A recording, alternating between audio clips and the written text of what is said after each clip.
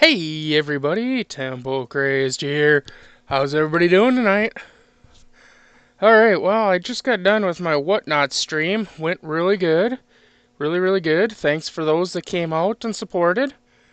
Um, anyway, one of my questions that I posed while I was doing my Whatnot stream was, so the base that I use to hold my iPad up. When I bought this little stand, they had told me that it said in the listing from Amazon that it would hold an iPad. It does not hold an iPad very well. So to weight down the base, I just throw random coins on top of it. Constantly just throwing random coins on it. And so one of the questions I posed during the Whatnot stream was, should I go through these coins with everybody else on my YouTube? And the answer was, yes, you should. So here I am. I got a small pile of coins, and I'm just going to go through them here. Just going to go through them. We are going to do a little nicodating, because I do have some coins to nicodate. But let's just hit it up here. So first on the chopping block here, we have a 1919 Denver. Now you'd think, okay, 1919, that's... Hey Daniel, 1919, not a big deal. Everybody hates 1919 because there's so many of them, blah, blah, blah, blah, blah.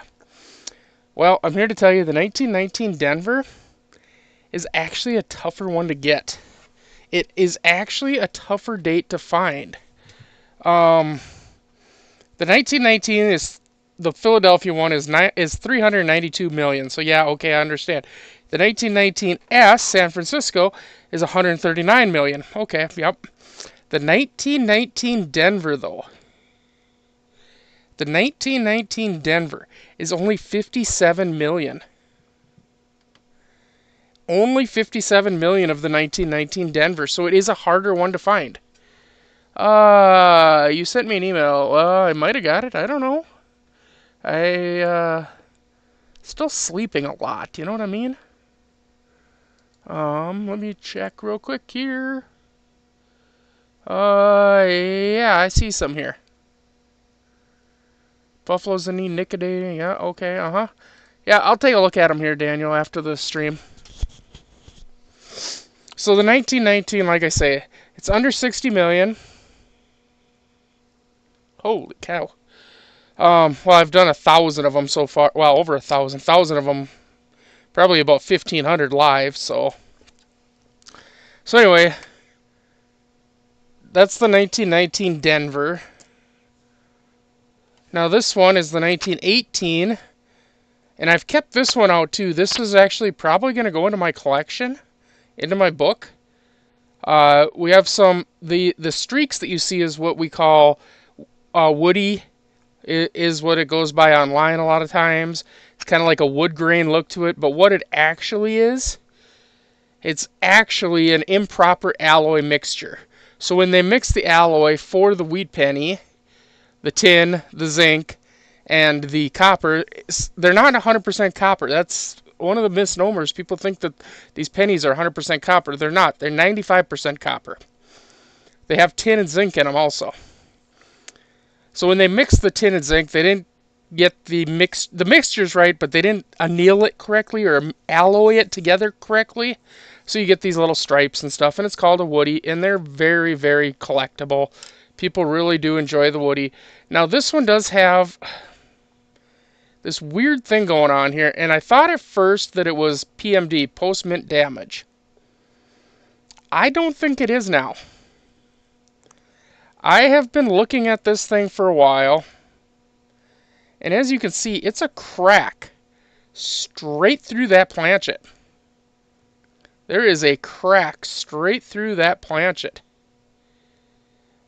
It doesn't look like PMD to me. Post-mint damage. It looks like the planchet is cracked. So there you go. There is damage over here to the rim, but this one I think is going to go into my book. It's probably one of the nicer 1918s that I've seen. I'd put this in probably AU. Uh, I would call it an AU 54-ish, somewhere in there. Yeah, probably an AU 54. So, I mean, that's a pretty nice coin. I'm sure people would love to know what an AU 54 in a 1918 is. Uh, an AU 54 is probably about 13-ish dollars. 13 to 18, somewhere in there, depending upon who you ask. Now, next we have, again, here's a 1919S. Again, we just talked about this. They made a lot of them.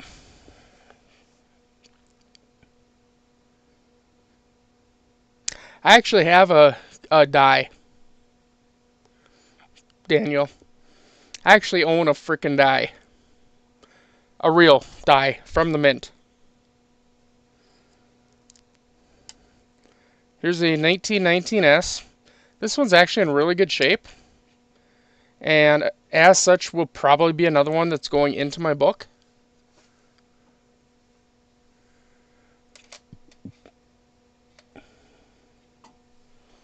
Oh, I have a mint die.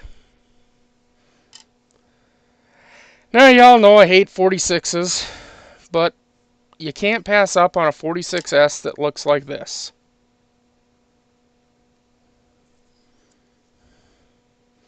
Again, this one is going to go into my book. That's why it's kind of sitting off to the side right now.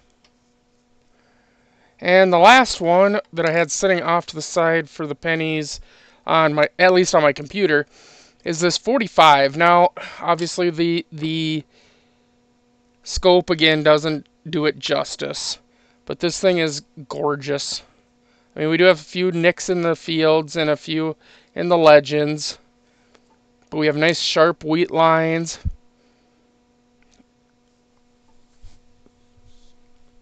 We can still see some ear detail. I mean, yeah, this is pretty nice. So, alright. Yeah, I'll show you here. Oh, do.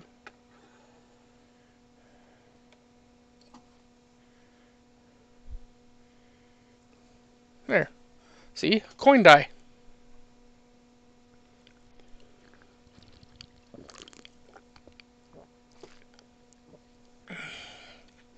Everybody needs a coin die in their life.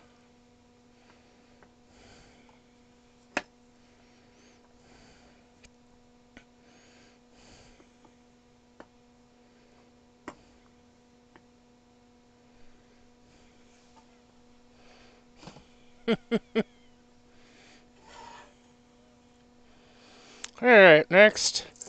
Let's see.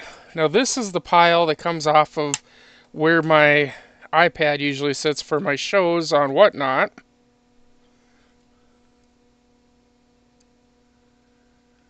Now this is a 71 Denver, and this is one of those ones that I really don't know what the hell is going on here. It's not in good shape, okay?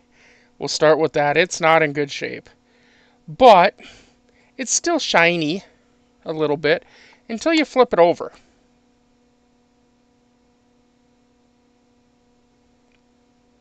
I have no clue what's going on. I mean, all the details are there. It's just not shiny anymore. In fact, when I say all the details are there, I mean they're sharp. I mean, look at FG is there, just sharp. E Pluribus Unum.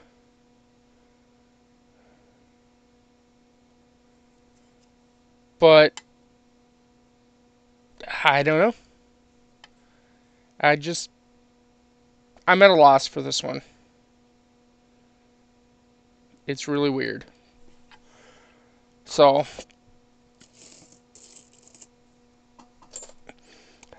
let's see what else we got laying around here. Here is a 1980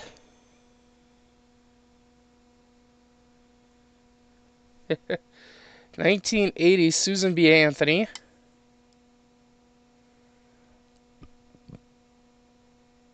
Really nice strike. It's a Denver.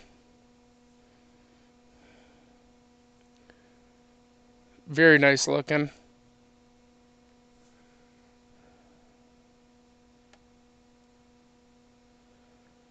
Little MS-70 rolled across this would really clean it up, make it look really nice.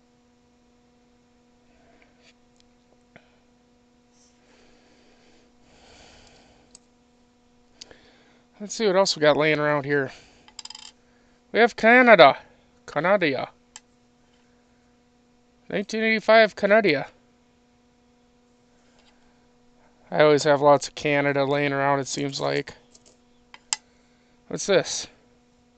A 1916. Big old ding in the top there. 1916 San Francisco Buffalo Nickel. Chillaxin', I guess.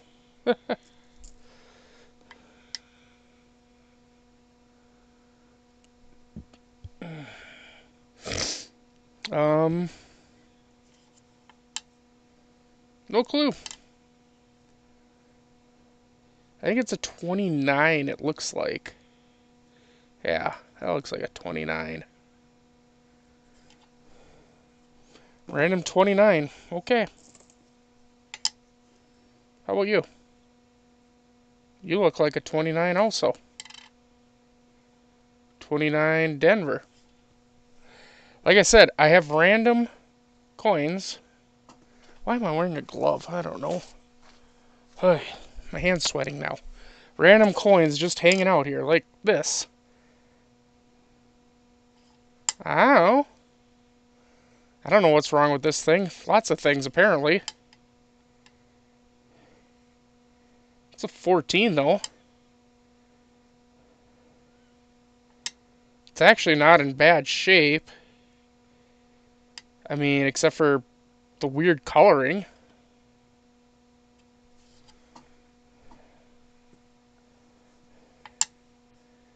Here's a 1919. Again, not in bad shape except for the weird coloring. And that's why things end up on my little shelf. 1916.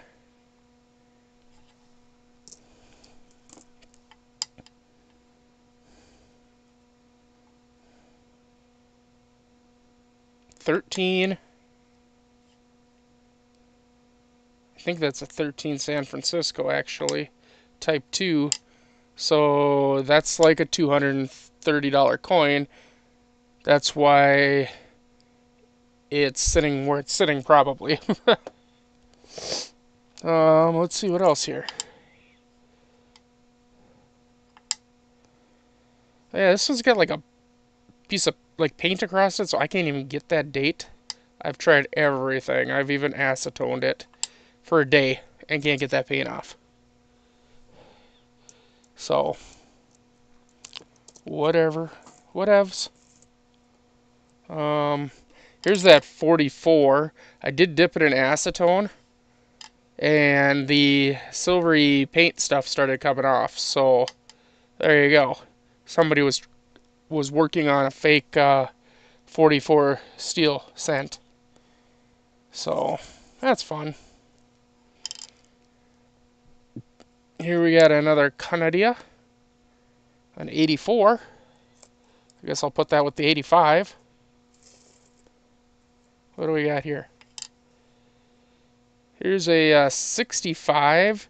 You can see that improper alloy mixture going on here in this also. And a dime. Hey, another 1919 Denver. A little worse shape than the last one, yep. Again, only 57 million of these, so they're a little bit tougher to come by. Just a little bit tougher. Not like impossible. Here's a 43 wheat penny. Now, that's just a good, honest one. I mean, it's not in the greatest, shape. It's got like that chalky appearance, But it's a good honest one. It hasn't been replated or anything.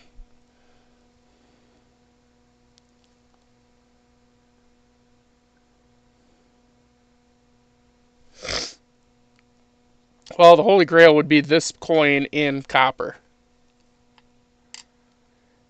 Or the 44 in steel.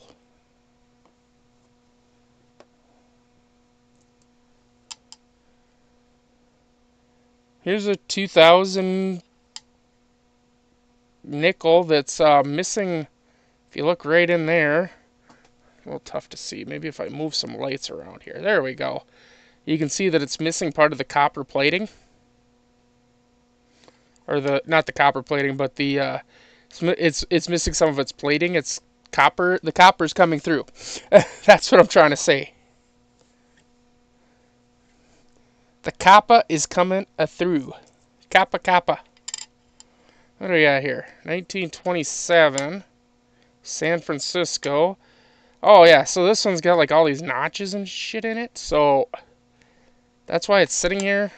I don't want to throw it out because, I mean, it's a 27 San Francisco. I mean, that's still something, right? But I don't know if I'll be able to sell it, really. Okay, so here's a 43 Denver.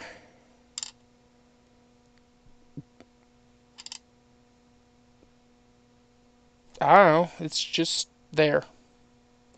It's there for reasons of because it's there. That's why. And there's a 43 San Francisco. I don't know. Again, for reasons of because it's there.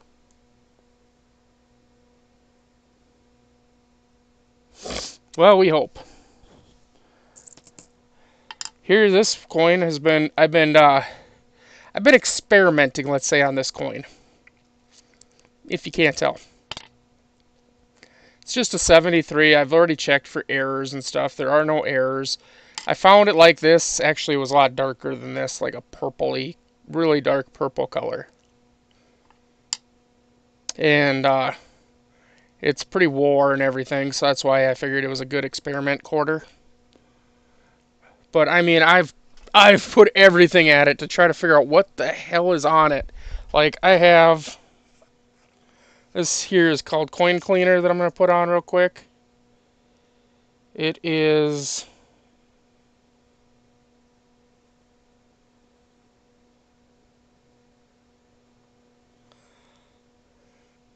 it's oxalic acid. So it's thoria, sodium bisulfate, oxalic acid, and some detergents in it. Mostly it's the oxalic acid is what you're really using here. But, I mean,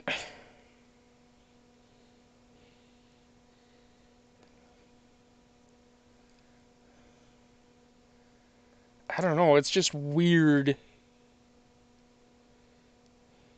Like, is it actually pulling the stuff off? I mean, it feels weird as hell. It feels gooey. With the oxalic acid? I don't know. Maybe it's coming off. I don't know. Maybe it's destroying the quarter. I don't know. Experiments are us. That's what it is right now.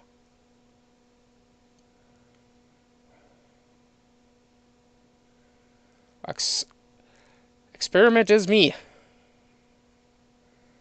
I mean, it's still worth a quarter. I found it in a quarter roll, so I really am not too worried about what happens to it.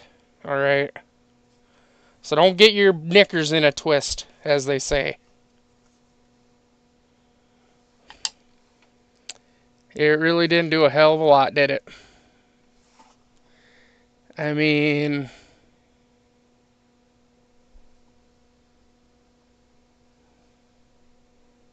not really. I don't know. Let's try some Nicodate on it. Let's see what happens with that.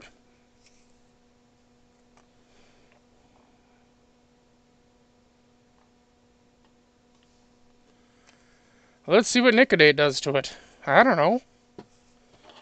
Never tried Nicodate on it, I guess. Let's rub it around a little. Do do do do do.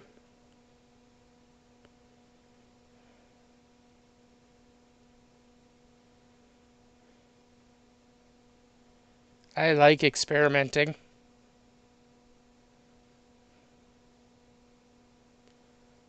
You know, when I went to high school back then, they used to give you this test that, and I don't know if they still do or not. I don't think they do, but they used to give you this test that kind of talked about. It would tell you where in the world you fit in, basically. And applied sciences was where this test told me that I should have been. Applied sciences. And I was always like, I don't like applying science exactly, but I sure as heck do like doing experiments. So, I guess, maybe that test was partially right, huh? Holy hell. Look at that. Look at. We got some result. We got a result.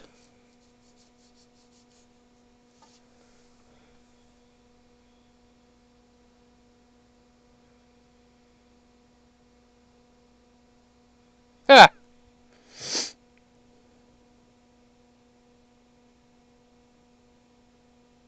I mean, it looks like shit, but we got a result.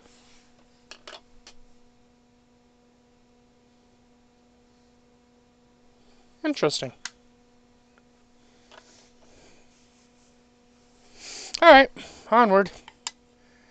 Let's see, 1916. Really dark, but okay. What are you? Ooh, a 1981 Denver. That looks like full bands. That's probably why I kept it. Because that's a split and that's a split. That's full bands. That's a 1981 full bands. Uh, all I would have to get is at least an MS-60 to get the full bands designation. Wonder how much a 1981 Denver full bands is worth. I don't even know. Let's look it up. Probably like $5 is it's my guess off the top of my head. 81 Denver.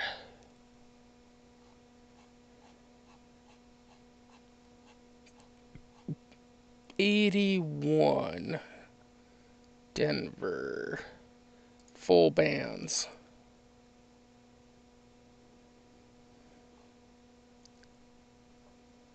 Yeah, actually, I'd be wrong. One sold in May of 2023 at Stacks and Bauer in an MS-66 for $40. So,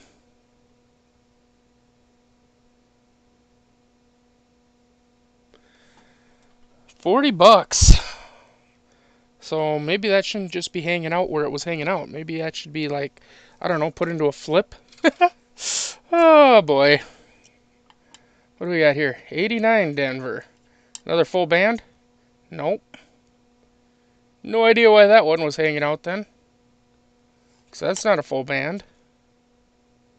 Huh. No idea. Off it goes to the bucket. What do we got here? A 1980 penny. I don't see a reason that I'm keeping that. A 1973S. Got some schmutz on it, but it is a 73S. San Francisco. Which is always good, right? But she's in rough shape, so I don't really know why I'm keeping it, honestly. Okay, I know why I'm keeping that one. That one's got some weird crap going on. Definitely some weird stuff. So we'll keep that one, definitely.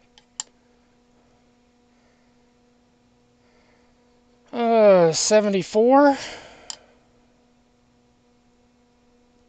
No, no idea. So this is what I do. I literally will have like random pennies and other things hanging out on my... This one's got a die chip right there. BIE die chip. On my little platform there, and then every once in a while when it fills up to the point where I can't do anything with it anymore, I can't move the damn thing because it just spills, I go through and this is what I do. I go through, figure out what I want, what I don't want.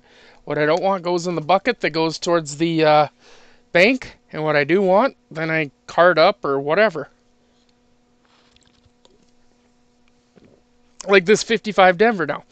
I can card this up, and my next sale, there we go, we can sell it as a air coin because we have this die chip right there between the B and E, which is the BIE error they call it, by error, and it adds, you know, a couple cents.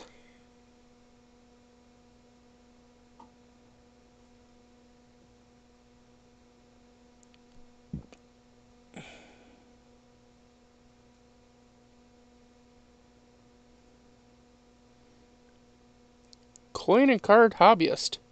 Where'd you come from? I looked over and I'm like, hey, there's somebody else chatting.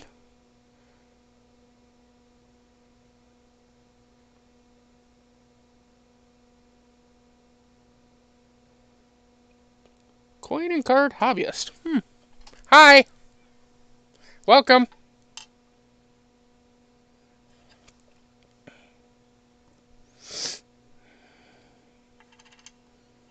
What do we got here? Oh, well, that's a nice looking 75 Denver. Probably should have gloves on playing with that one.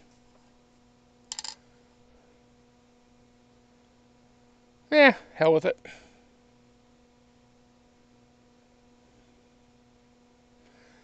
But it is a nice looking 75 Denver.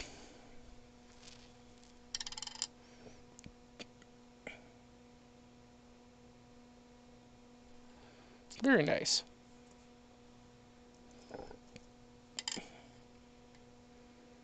And 83 Denver.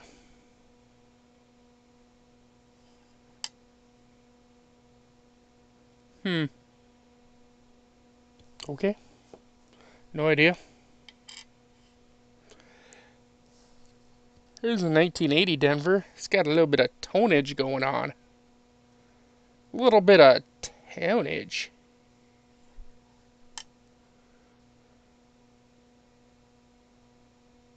Huh. So again, these are just coins that are laying around my desk right now.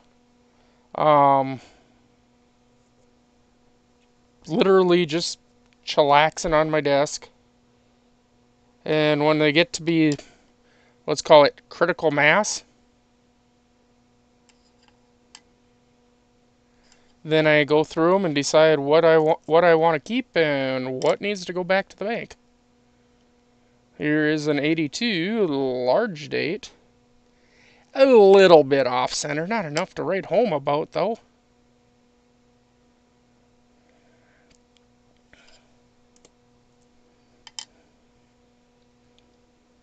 An 81 Denver.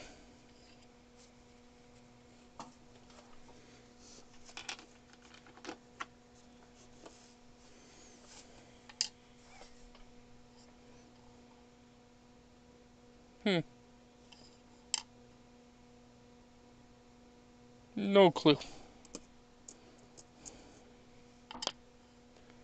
Hey, a 30 Denver. There we go. That's a little better.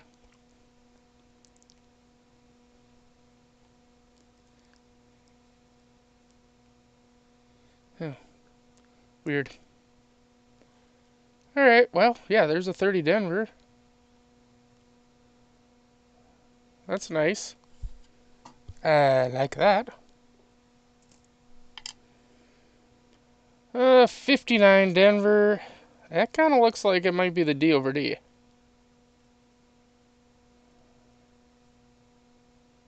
Huh. One of the million RPMs for the 59 Denver.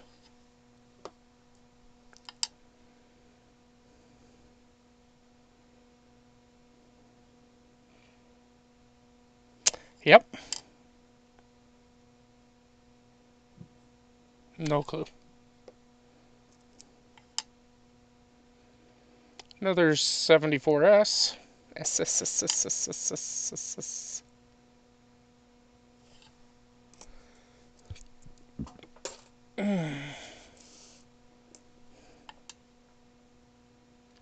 That's a nice looking strike on a 71.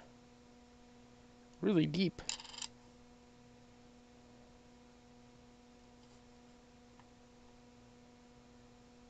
Huh.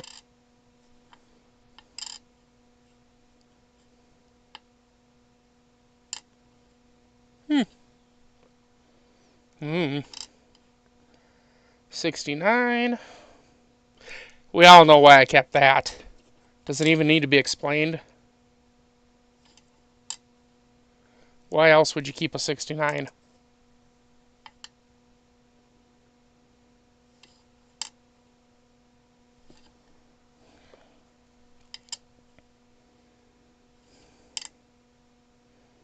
I already showed that one. That was supposed to be up here. 1919 Denver. 1955. Anything weird about it?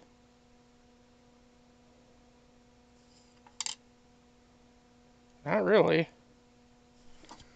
So that should have gone into my wheat penny bucket that I keep for making my wheat penny rolls that I sell. Um, um,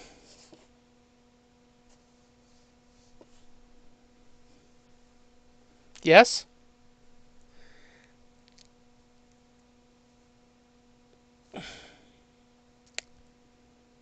I don't know. It's got holes in it. Okay. Somebody can help me with that one. I know a lot about a lot of things, but that one I'm a little confused on.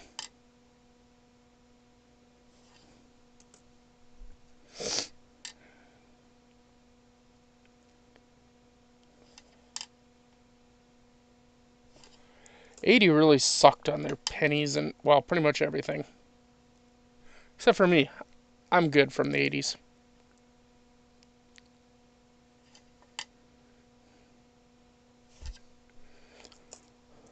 Uh-oh, sneeze time.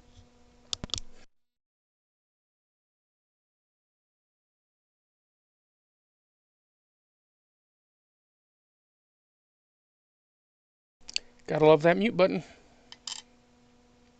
Here comes another though. Okay. 82 large date. 82 Denver large date, I should say. 82 large date.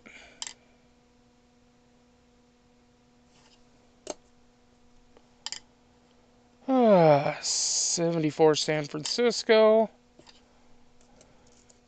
Again, a lot of these coins, they just get piled up, and I don't know why, they just do.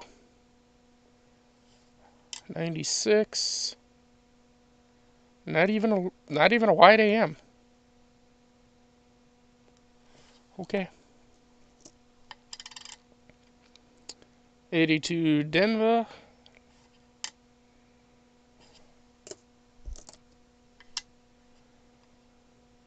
87.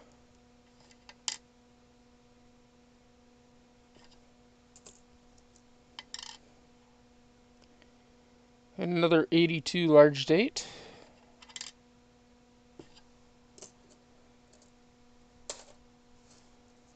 Ay, ay, ay. What are you? I don't know, 42 maybe? I think. Pretty rough shape. What? Oh yeah, hey, we remember this one. The Vice coin.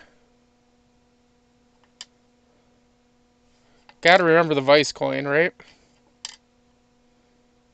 I kept this one because I thought it was cool.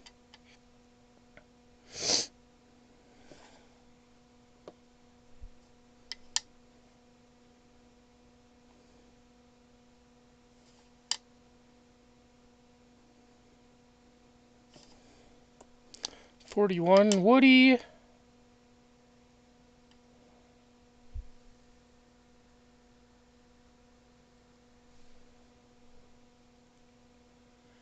$1970 Denver.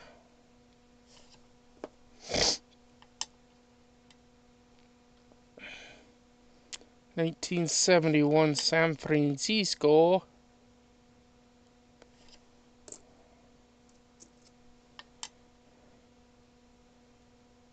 $83 Denver.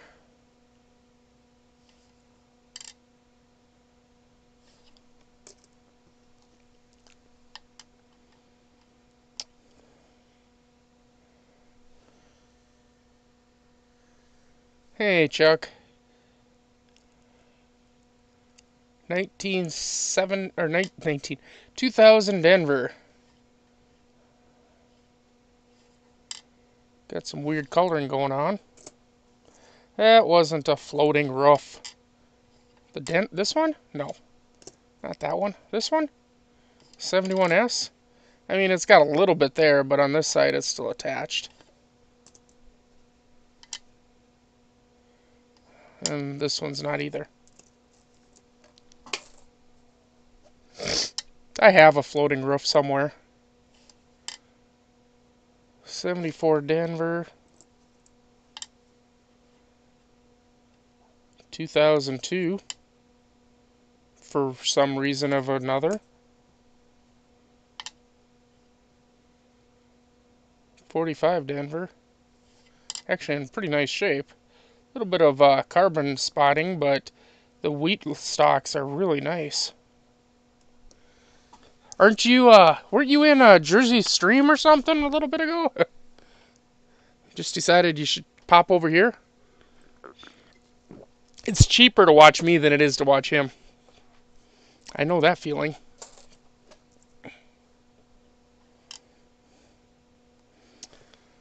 $1980 Denver. It's got some tonnage.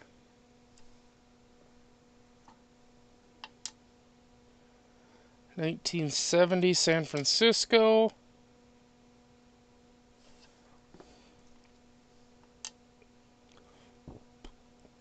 $82 large date.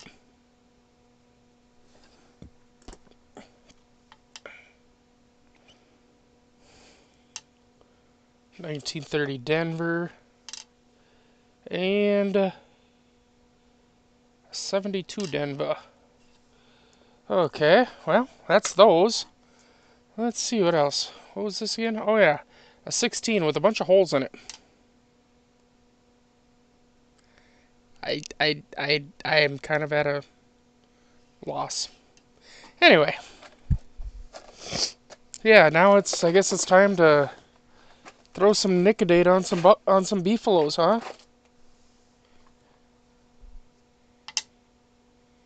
I mean, this one we can kind of see the date already, but what the hell? What the hell?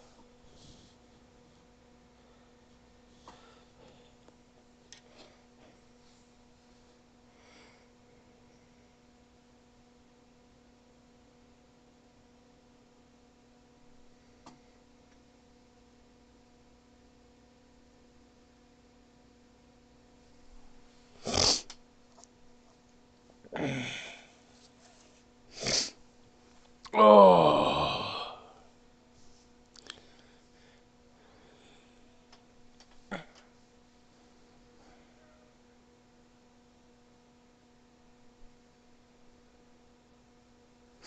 Yeah, that was a good Whatnot stream. Really good.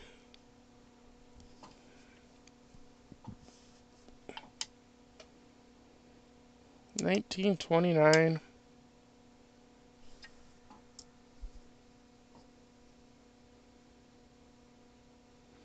The reverse first on what? The Buffaloes? To see if it's a mint mark one, you mean?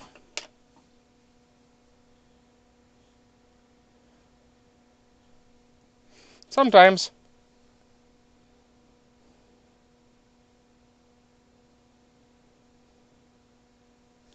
Depends on my mood. Depends on my mood. Oh, to see if it's a type 1 or type 2?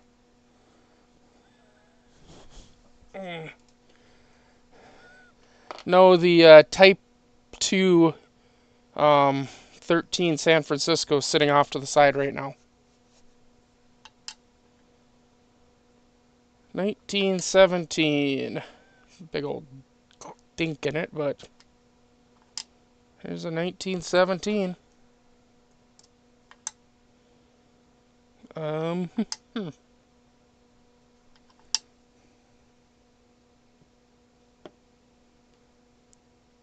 I didn't liquidate a type 1, it was a type 2 that I have sitting off to the side there. I didn't know what it was. I mean, I knew it was a type 2, but I don't usually liquidate a type 1. I mean, I might liquidate the reverse if you can't see what the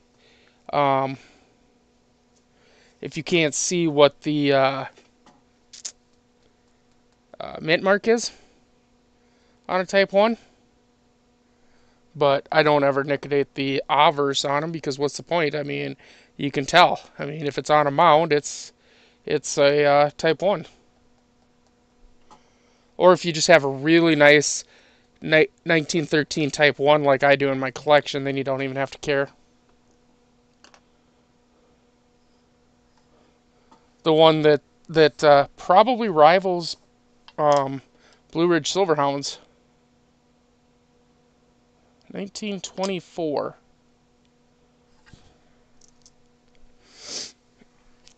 Because Blue Ridge showed his off the other day that he's sending off for grading of his type 1. And I think mine probably comes in pretty close.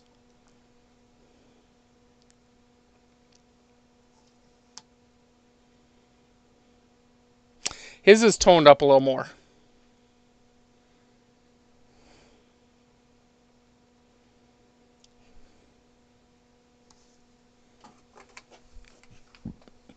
But I think mine might be better. Where can you find Nicodate? Amazon. That's not what I wanted.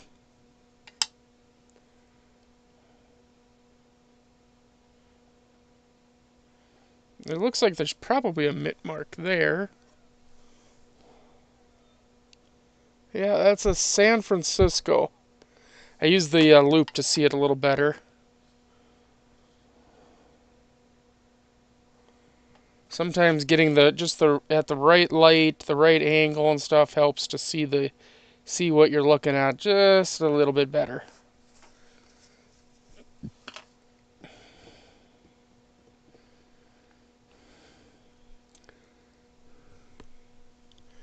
Yeah, you can get it on Amazon. I mean, my favorite place to shop, to be honest, and I'm not sponsored by them by any means, even though I've tried.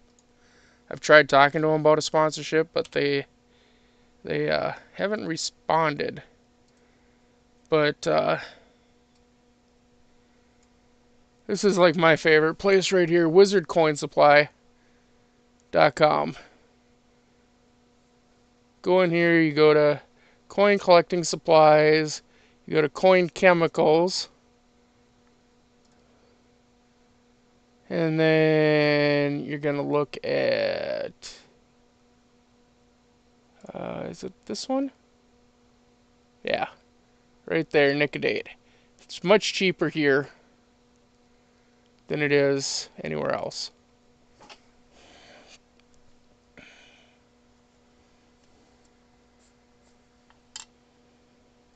So that's a 1918 San Francisco right there.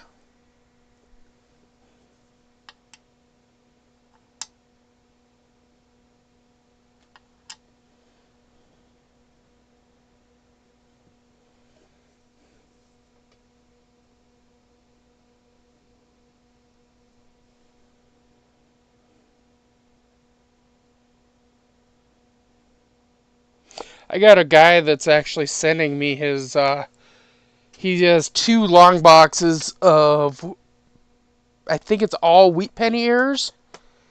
and he's just shipping them straight to me to evaluate for him, and then give him.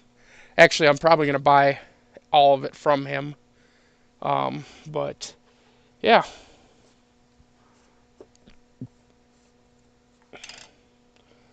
1916. I just sold like 5 16s earlier tonight because I had so damn many of them. Sold them all at one go.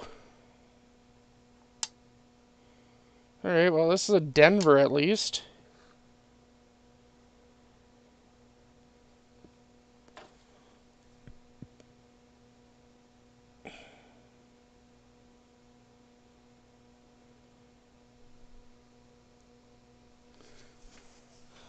Yeah, well, 1926 San Francisco is a big time key date. There's under 1 million of those.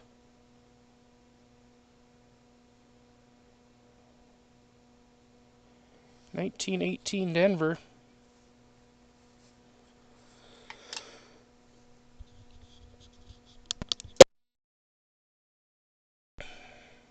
Had to cough. It's a good thing I'm finding some stuff though, because another Denver. Tonight in my Whatnot stream, I actually sold out of pretty much everything. Yeah. Pretty much everything I had, I sold out on. Not saying that's a bad thing. Obviously, it's not a bad thing, right? But it also kind of sucks. Kind of hard to sell anything when you don't have anything, you know?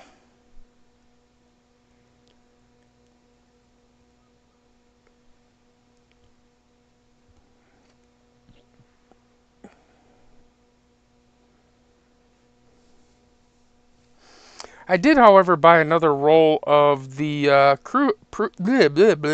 proof quarters that I had bought, that I showed last time. I bought another roll of them because I was like, well, that roll went really well. I mean, I sold out all of them tonight on my Whatnot stream, and I don't know what I made on them, but I mean, I probably made about $200 or so on them. So, and I mean, profit-wise, probably made about 200 on them. And they were just clad, but I mean, they're worth it, you know. I think that's a 23. I think that's a 23, Denver.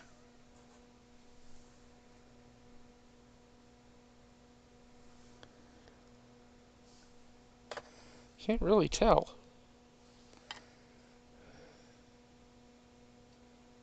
Is that a 23? Kind of looks like a 23. Maybe a 25, but I think it's a 23. What?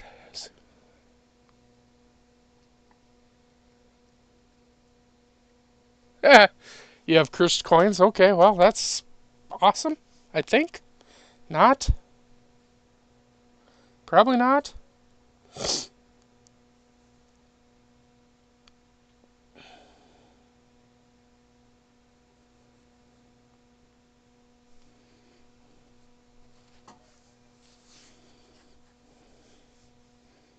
Probably not a good thing. I don't know. Anyway, yeah, here, Chuck. This one's really tough to see, but it is a 13. Just barely. I think you can just barely make it out down there. 13. And on the reverse, that's a type 2. Let's just get down into it. Let's just get down in there. You can tell it's tough, but you can see that S in there. It's tough, but you can see the kind of the little curve right there. No, that's the S. That's the S. You can just make out the top of the hook.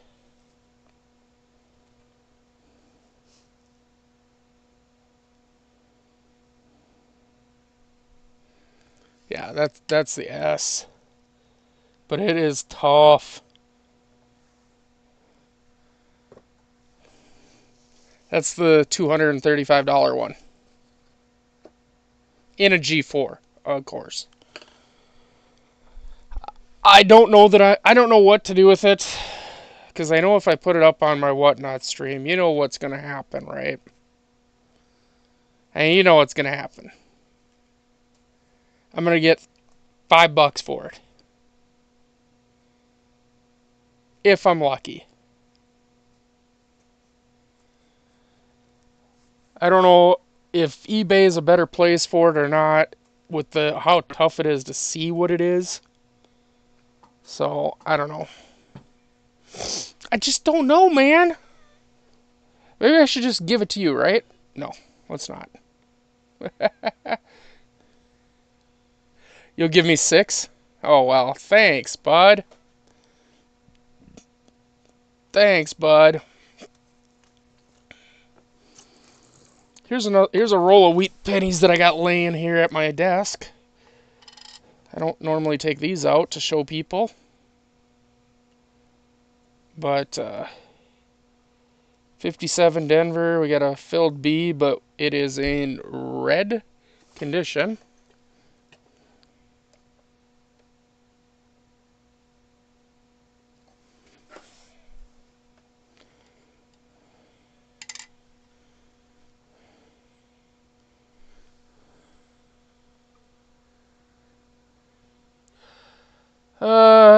I don't know. I mean, I figured I'd be happy at like $50 on it. Like I say, I mean, if you can get the one that's not fucked up like mine, it's like 200 and some bucks. I'm in an interesting mood tonight, though, I'll tell you that much. Here's a nice 55D, kind of a red-brown look. These are some of my nicer wheat pennies. I don't normally offer these up for sale either. Here's a nice 57 Denver. I do have an uncirculated 57 Denver coming. Bright red, uncirculated, out of a Federal roll that I bought. 53 San Francisco.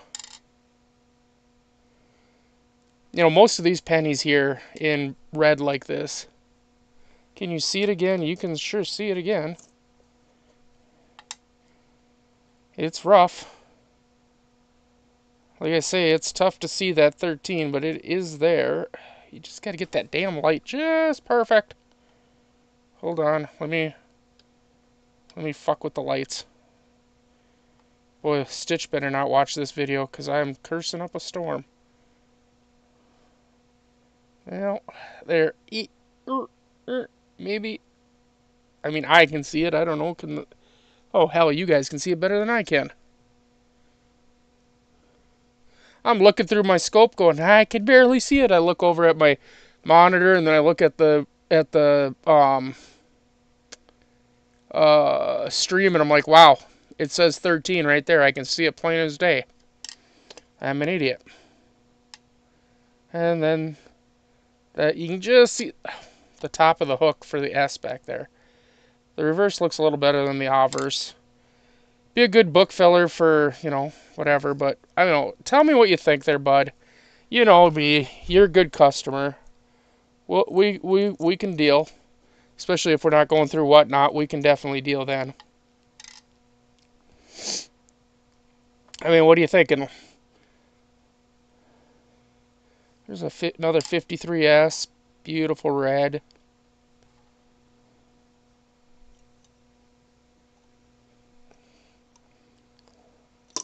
You know, because if we're not going through Whatnot, I don't have to deal with fees. Of course, I'd prefer to ship it still, so we can have tracking on it and all that stuff. So, I mean, if you'd want to do like, I don't know, 50 shipped, maybe.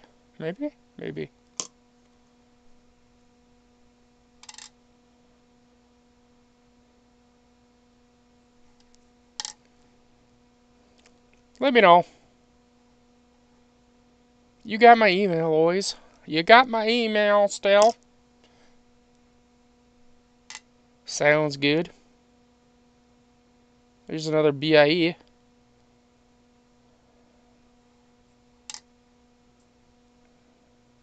So when I talk about like conditions, everything, this is kind of for Daniel.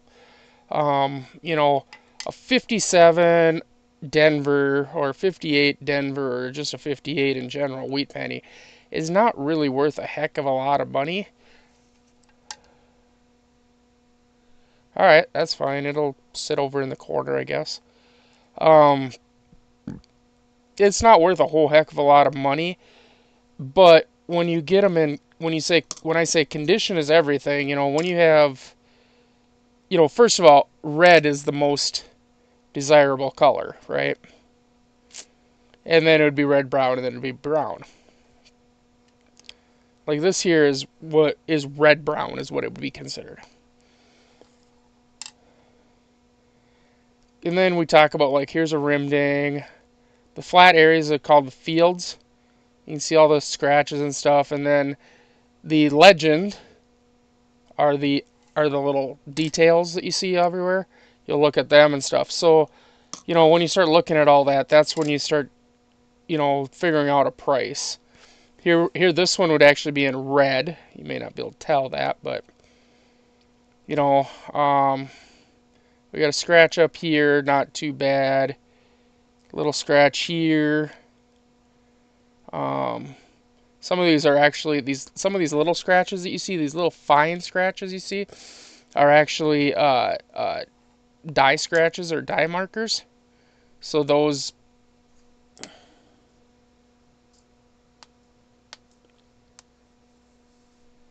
uh it's gotta be, I think it's, I want to say it's like 80% has to be red, obverse and reverse. Like not like so if like you had an obverse that was red and a reverse that was red brown, you're gonna get red brown.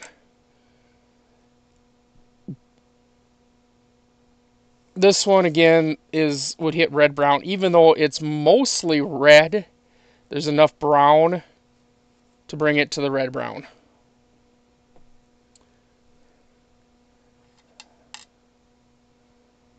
Of course, again, it's all up to the graders because grading, I've said this 100 million times, grading is subjective. It's not an exact science. Um, it could be. I mean, they could input information into a computer and make a computer make the decision, and then everything beyond that would be just computer done. They're doing it for cards now, baseball cards and stuff like that. They have AI scanners that are scanning baseball cards and stuff, and it's looking for like, you know, how centered the card is, you know, any flaws in it, the edges and the corners and stuff. All the things that a grader for baseball cards, football cards, basketball, Pokemon, whatever you're talking about, would be looking for, but a computer that's been told, hey, this is what the best of the best would be, and here's the percentages and stuff, all this other stuff, all the algorithms, so here's a little bit less, this. They put it in the scanner scans it, front and back, and then makes a determination. If they did that with coins, every single time, you know, they could have it so like the light that shines back, you know, that would show luster. Uh, you know, I mean, scanners can see color now, so you know it could go with color too. What color is it? What's the luster of it? What's the, you know, how clean is the rim? You know, is it centered? Is it this? Is it that? How many scratches are on the fields? All this stuff. I love being in the tech industry. But they don't. They still leave it up to a person who, well, people who can make flaws. This is a 58 Denver. Um, oh yeah, it'd be a way quicker turnaround time. Way quicker. This is a 58 Denver. Now this is actually a Woody. It's not your typical Woody that we see a lot of times with the, but it is a Woody. It is still an improper alloy mixture.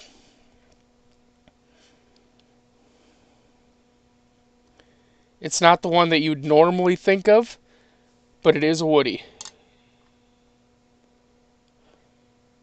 It's actually a really nice one too. Yeah, I wish I had the programming ability. I mean, I could build most of the machine, and I could probably get like the lasers and all that stuff to talk to the computer, this and that. It's the actual programming behind it that I would have no clue on because I'm not a programmer. I have friends who are, but I am not a programmer.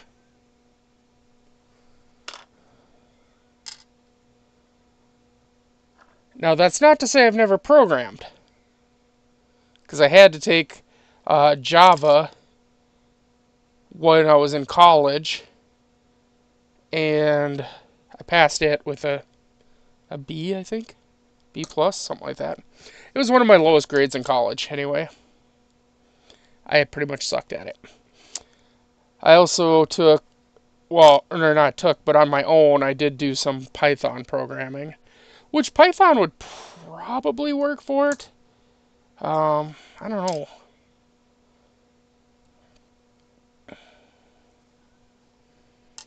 But yeah, you want a computer that's the fastest, one of the fastest home computers you could ever own? Talk to me. I can help you out. I've built, well, the best one I've built so far is a $14,000 computer. But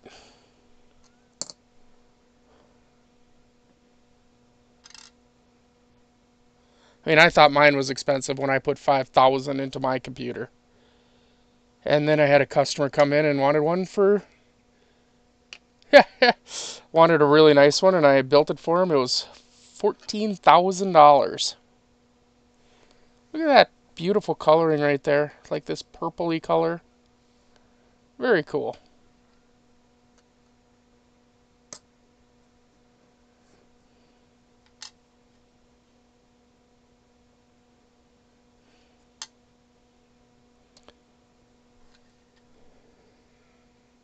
All foreign, huh?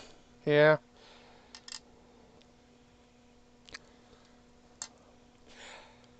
I'm at that unique age where I grew up and there was no such thing as, growing up, we didn't have computers and stuff, but once I got into my teens, that's when like the internet blew up and stuff. So, Gen X, right? Growing up, playing outside, getting in trouble, things like that, and then the internet comes along and stuff, and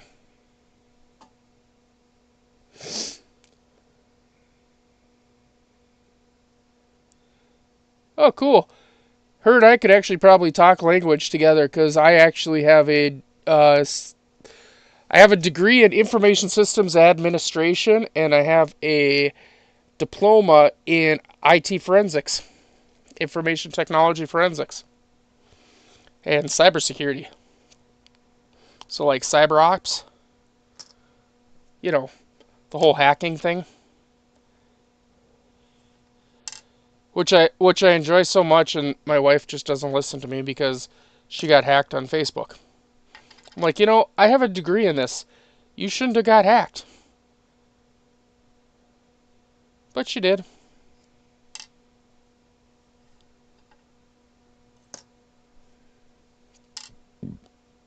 Some people just don't listen.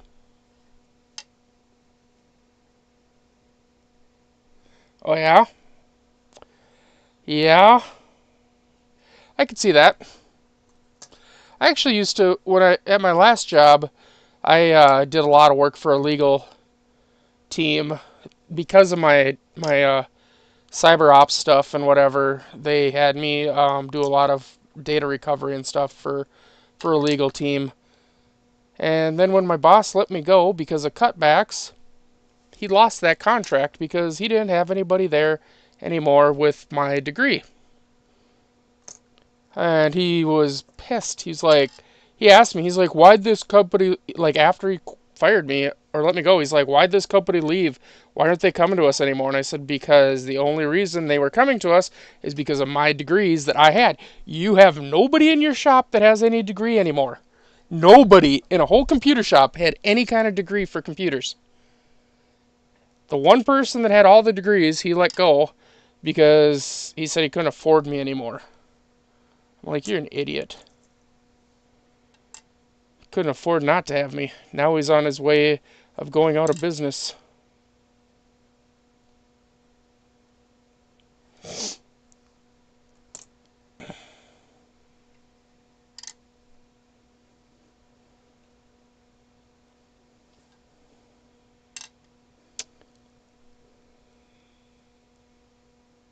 I could. I could. I mean, I have basically a company already set up. I would just have to finish my LLC for it. I mean, I already own the name and everything for a company here in North Dakota.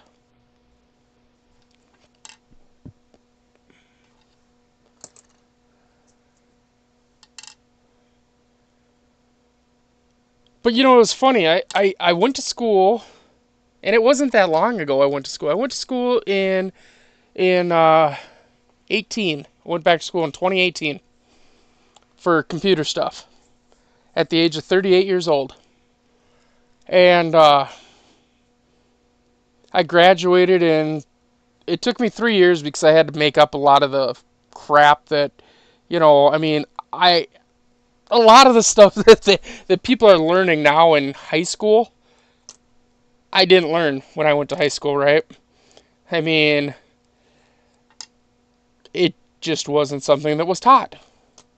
So I had to make up a lot of that stuff or whatever. So it took me 3 years to get my 2-year degree, associate's degree. So I graduated with honors in 2021. And then I decided, I'd like to continue my education. So then I went back for another year to get the diploma in IT forensics. So May of 2022 is when I got my diploma in IT forensics. And, and then it was June of, well, let's see, I was working while I was going to get my diploma in IT forensics. And I got let go from that company, which is now out of business, in May. I think it was right after I graduated they let me go. And then April of 2022 is when I got my job working at The Computer Place in Fargo, North Dakota for a guy named Perry Pearl, which is a dickhead. And I don't care who knows it. As the general manager. And him and I butted heads a lot, but I made him a lot of damn money when I was there. And then all of a sudden, he decided he couldn't afford me anymore and let me go in June of 2023, and I haven't worked since. I did some unemployment, of course, and now the only way I'm making money right now is through Whatnot, unfortunately. I mean, I'm making it, but it's tough.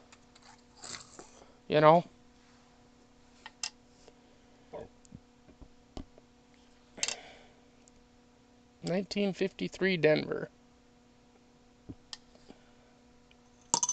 I got some nickels I'm going to look through.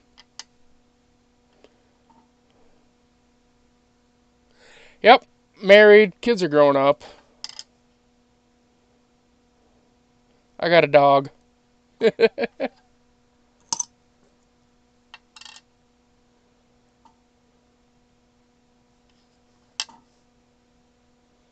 Well, that's a weird one, huh?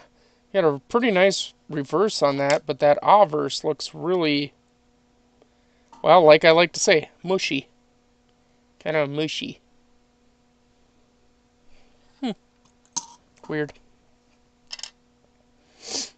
1942. Huh. I just got a random roll of nickels here that I'm looking at. 1969 Denver. Is that how his face is supposed to look? Hey, Rosie.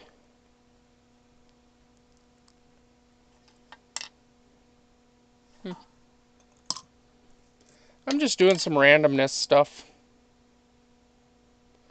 I'm goofing off. Let's call it goofing off. There we go. Yeah. Hey, you know, I sold out all of those, well,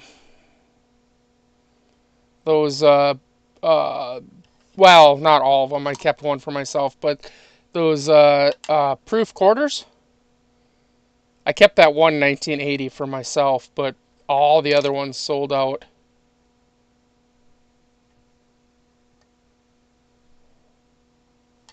So I bought another roll.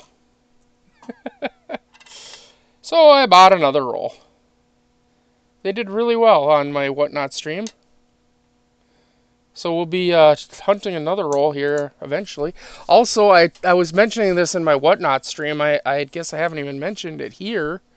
But I did on eBay. I bought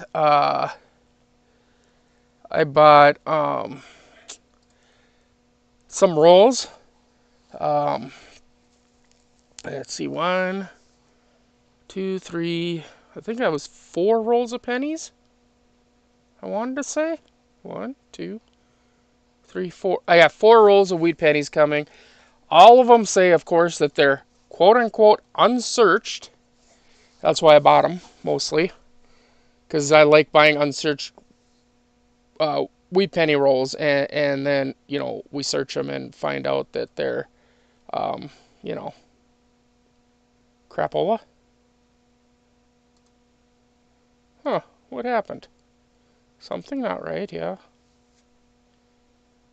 Where did I go?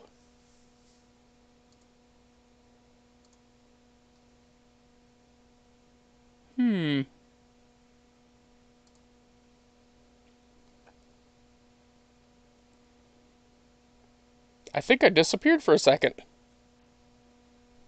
Did I disappear for a second? Did y'all, did I, vanish for a minute? Or was I here the whole time? I think I disappeared. Anyway, you'll let me know if I disappeared.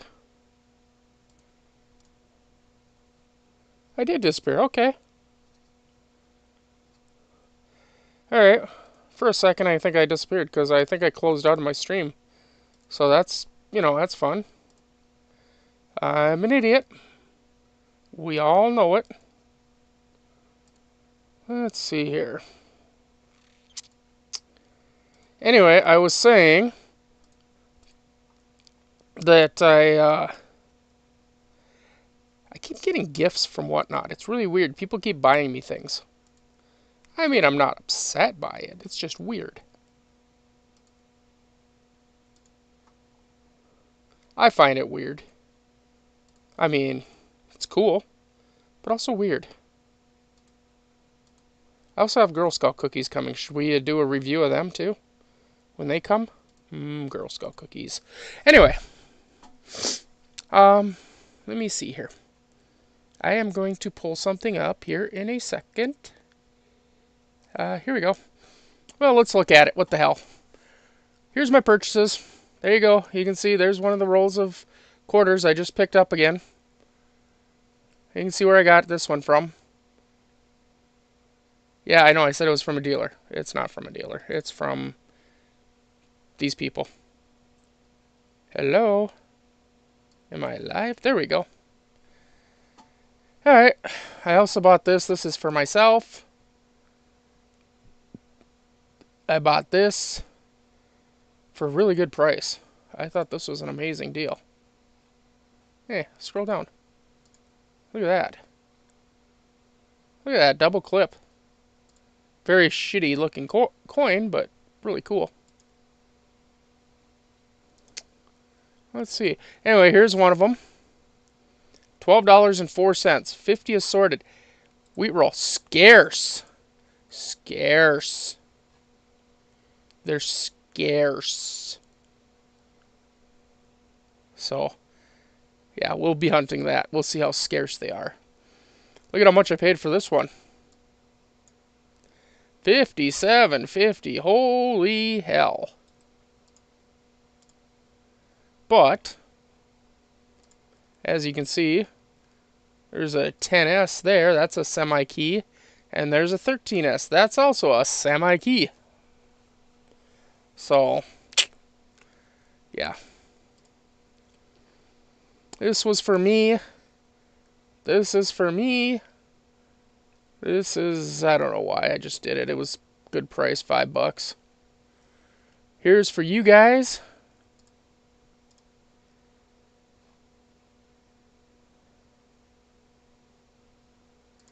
To hunt through.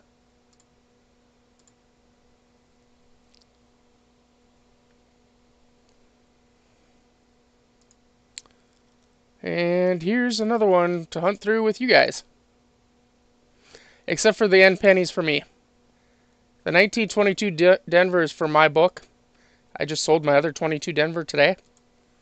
So, otherwise the rest of this is to hunt through for you guys to watch and stuff and whatever. And then these here, see these bad boys?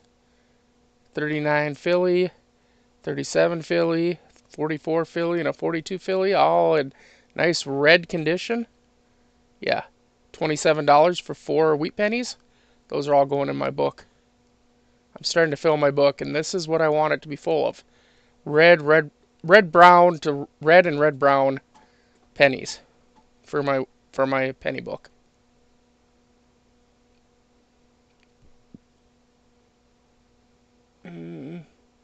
Sold this tonight.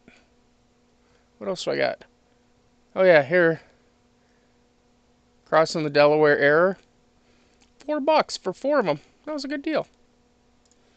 Anyway. Yeah, Otis, you enjoyed it? Thanks for all the purchases, bud. I'm just going through random weird shit that I have laying around. Like a 94 nickel. Huh.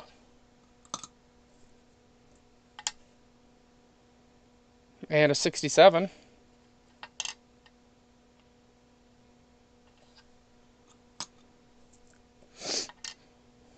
What's this? An 84 Philly. With some steps. Not all steps. But that's in pretty good shape for an 84 Philly. I would call that pretty darn good shape. An 81 Philly, I would call that in really bad shape. Really bad shape. Why am I holding on to that thing? I don't know. It can go in the garbage. Or in the bucket, I mean. Not the garbage. There, 59. Denver. Full steps, full steps, full steps. Not full steps. Damn.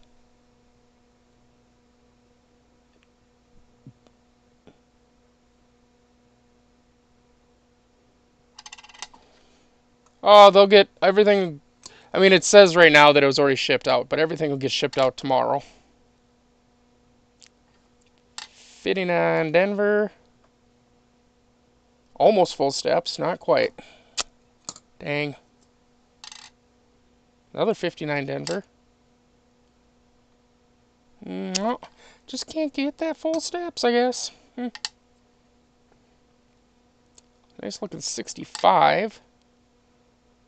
Not quite full, but there's 2 of them.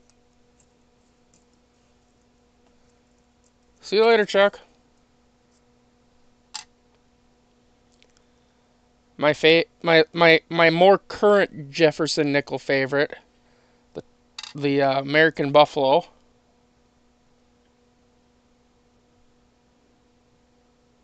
Because I like the American Buffalo quarters. They're really nice. Although that one was in kind of crappy condition. Same with this one.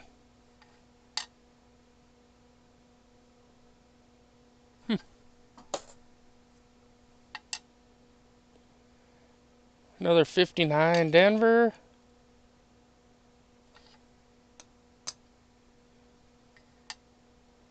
Another 59 Denver. I think I had a lot of 59 Denvers.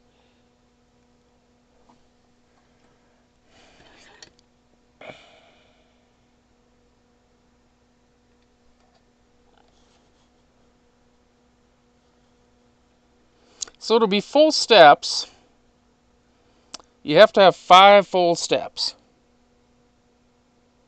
Unfortunately, this one only has 4. Damn.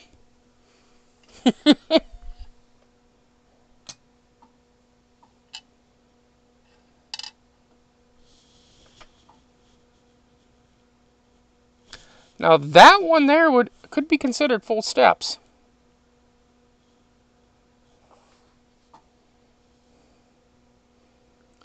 You could make the argument that that one's full steps.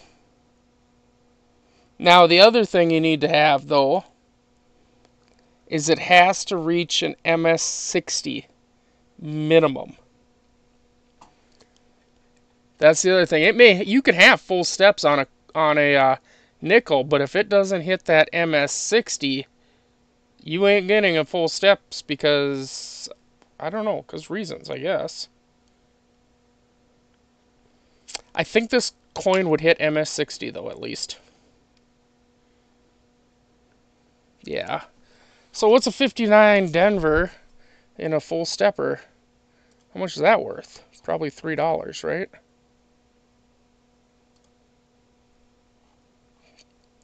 Yeah, it's got to be more than that. Jefferson nickel. Let's see. Type 1, original design. 59 Denver.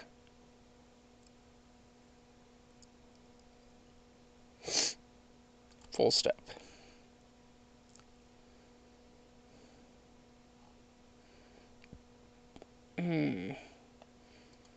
Well, in an MS60, PCGS says $8.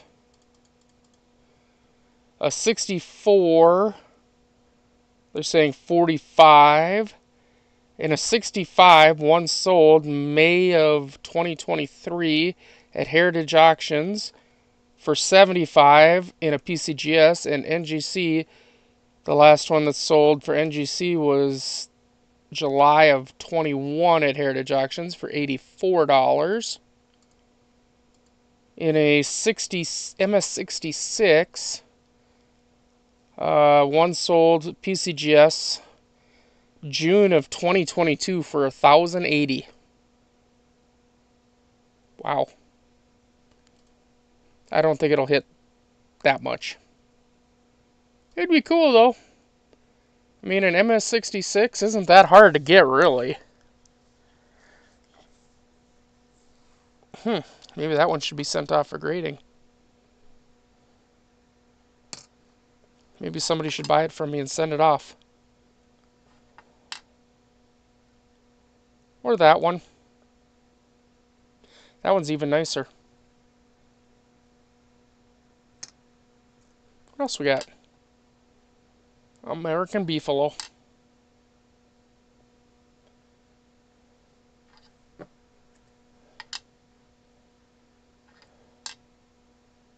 Huh. Yeah, a lot nicer.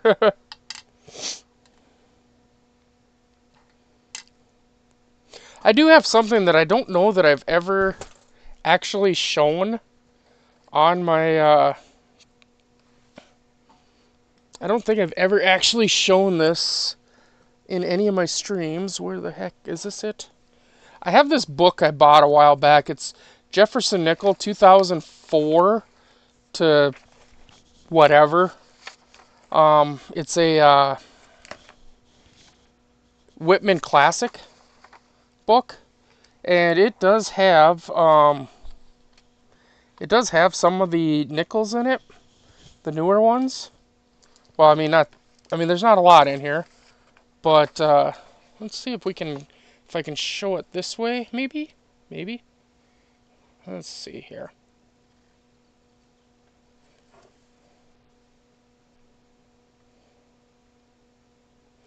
I'd rather not have to. I mean, I could take each page out, I suppose. But anyway, they're like toned. There's the 2004 Philly, 2004 Denver. Nothing.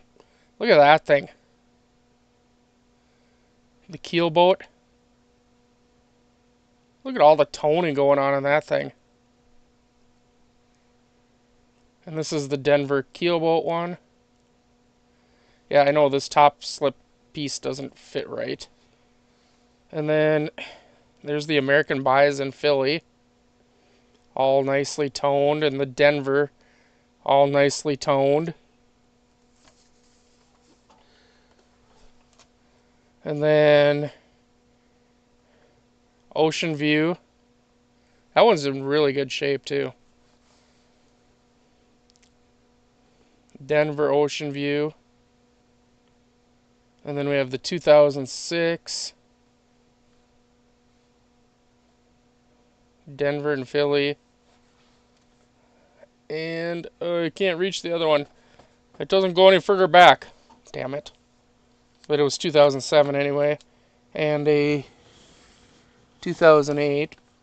But look at the reverses of some of these things.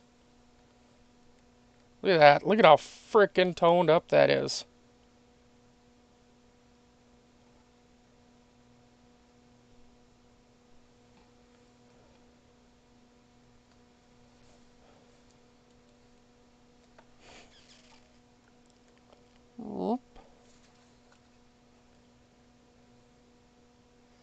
Anyway, I bought this book as is from a Whatnot guy.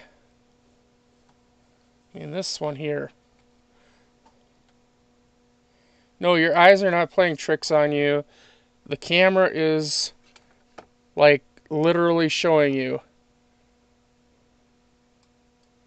the actual color of that nickel.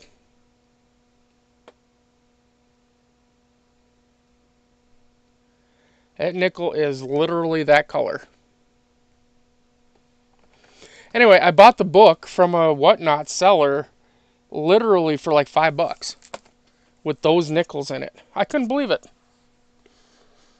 Nobody else bid on it, and it sold to me for $5. I was like, holy crap. You know what I'm saying? I mean, that's kind of insane how cheap that was. I was happy though. I mean, who wouldn't be, right? Who wouldn't be to get all those nickels for, all those tone nickels for that price? Let's see, what do we got?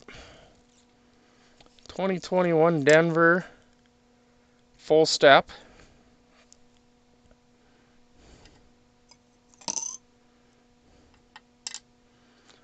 (2021 Denver full step). 1940 San Francisco. Not in the greatest of shape, but hey, it's there. 2021 Denver full steps.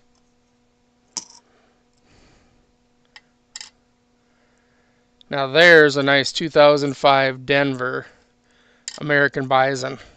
Almost no, I mean, there's like very few actual scratches. The little marks you see and stuff over here aren't actually scratches. They're little die markings, die scratches, call them, I don't know. Die indicators. They're from the damn die, that's what I'm saying. So this is actually a 2005 Denver American Bison in really nice shape. 63. Yeah, at least one step.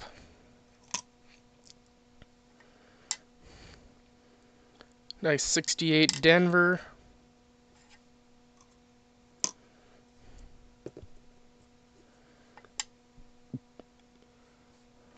49 Denver.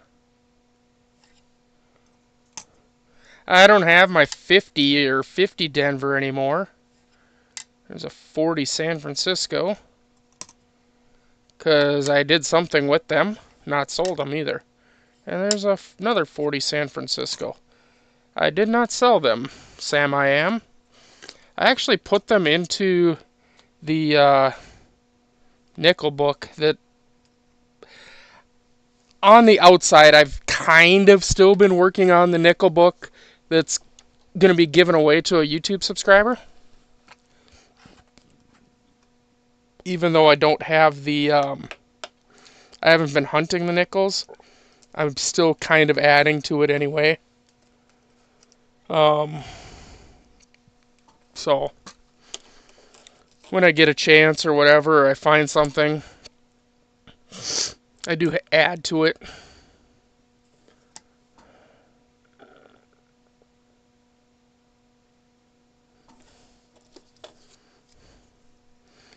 Now and again. And I know there's not many people in here. I'm just having fun. If you guys don't want to be in the stream, or you got other things to do, or you got to get going or whatever, I mean, hey, do what you got to do. I'm basically just, I don't know, I don't feel like going to sleep yet. I mean, it's, I don't know, 10 something at night here. What is it, 10:13? I'm just chillaxing at this point. Yeah, this one here, I was just pulling them out of the flips so that you could see them better.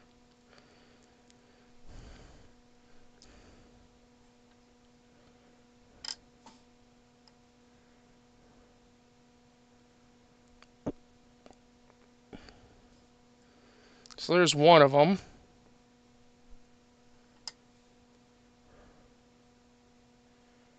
And this is the other one. This is the big dog right here, though. Let the big dog hunt, let's say.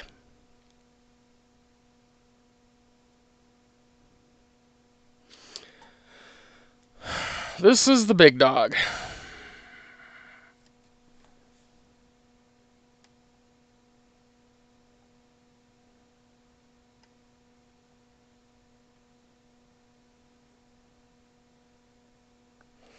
If I was a grader, I would give that full steps.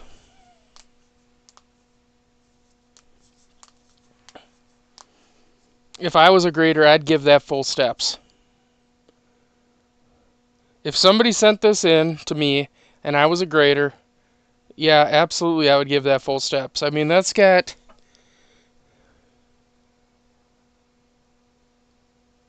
I mean, that's like a 6-stepper right there. I mean, and if you take the bottom step off because it doesn't quite go all the way across, you still got the 5 steps, and that's all you need to get the 5 or to get the full steps on a nickel. You only need the 5 steps. I would probably grade this 68. Probably an MS68.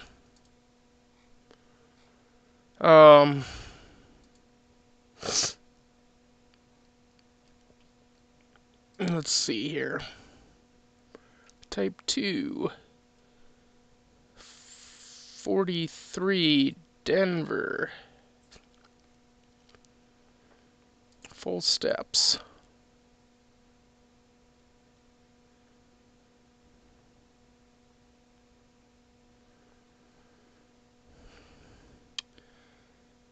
In an MS68, well, the last one that sold at Legends, November of 2023, for just over $2,000.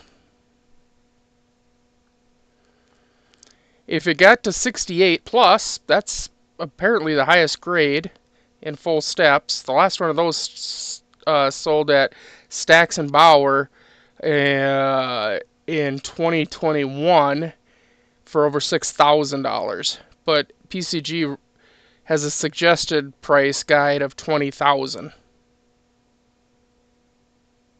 So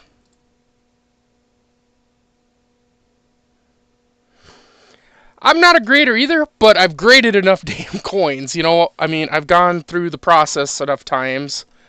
I am gonna take the class though. I've decided that I am gonna try to save up and take the damn class because there is a class that ANA offers, um, online class that you can take for grading. I'm also saving up my pennies and dimes that I can find to pay for my trip to um, uh, um, the show, the one in Colorado Springs. There's an ANA coin show in Colorado Springs coming up in March.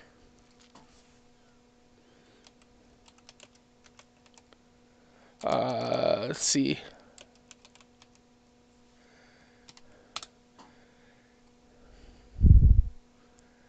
Let's see here.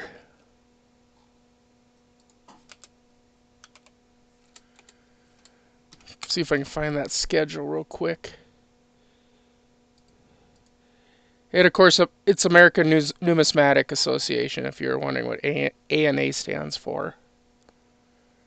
Alright, let's see here. There's one coming up. Yeah, Colorado Springs, March 14th through the 16th. The National Money Show. I'm hoping to make that one. I'm hoping to make that show. Because there'll be, well, one of your favorites will be there. Blue Ridge Silverhound is going to be there. Blue Ridge Silverhound's going to be there. Actually, he told me if I made it to that one to let him know, because he would introduce me to like all of his contacts, basically. It'd be a huge thing for me and my coin stuff that I do. You know, it'd be massive. Yes, it is their headquarters. Yes, it is. I wonder what's back there. So I have this shelf that I keep a lot of stuff on, but I just keep throwing crap in there. Like coins and stuff. I don't even know what the hell I got back there. You ever do that? Just throw coins somewhere? And then all of a sudden you go, huh, wonder what I got there. Well, that's my life insurance policy. I don't need that.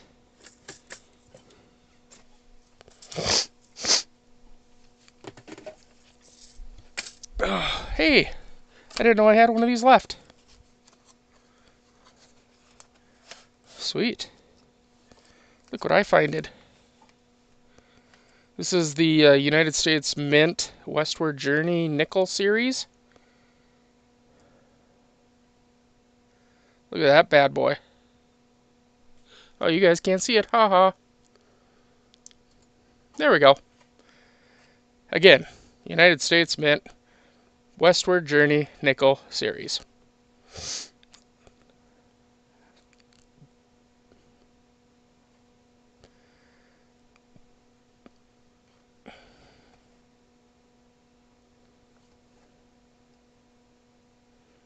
Look at that toning, huh?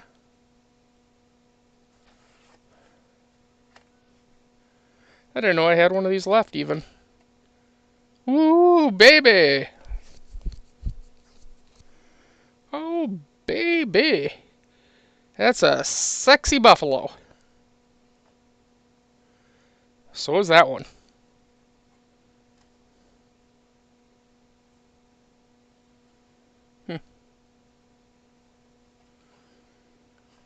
I don't know if that one or that one. I don't know, the middle or the right. I think the middle's more sexy than the right. But I don't know, I could be mistaken. So let's see. That's the middle one right there.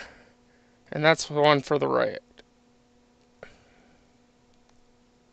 I'm thinking it's the middle is the sexy one, huh? And I mean, that obverse is beautiful.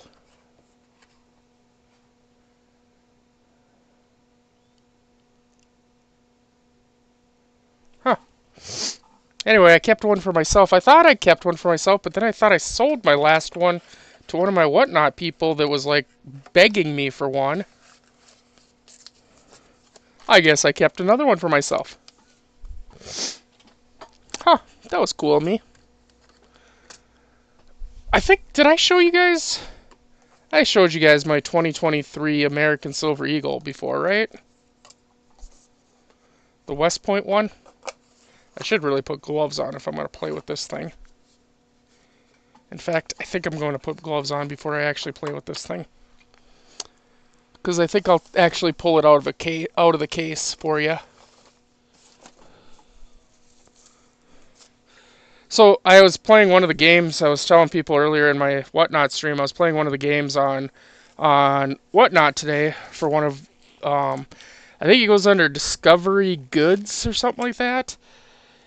And it was like 20 some odd dollars a try. And my first one I went with number 19 on it, and I got a silver quarter. I was like, ooh, yay, that sounds about right for me. I never get anything good on these games. And then I did it again. Then I thought, hell, I'll do it again. I'll do number 3.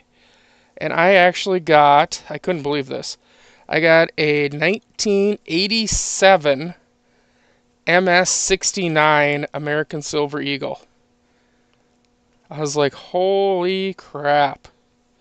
I was pretty excited about that.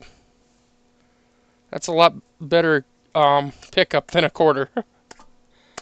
Oh, come on. You gonna come out? Come on out of there. Come out and play.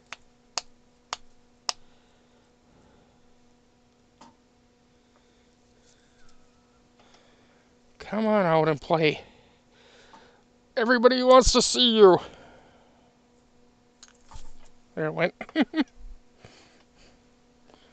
There we go. And I think this is the first time I've pulled this out of the case even, the protector case. That's why I put gloves on. See? Gloves.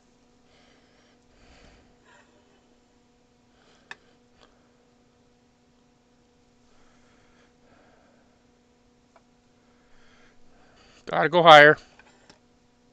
Scope doesn't go much higher.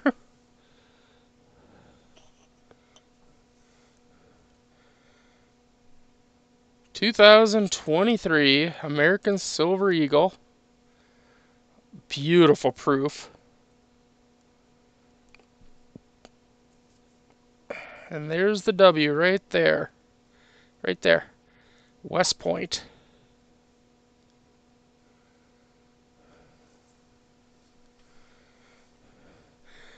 So I bought this straight from the mint when it came out.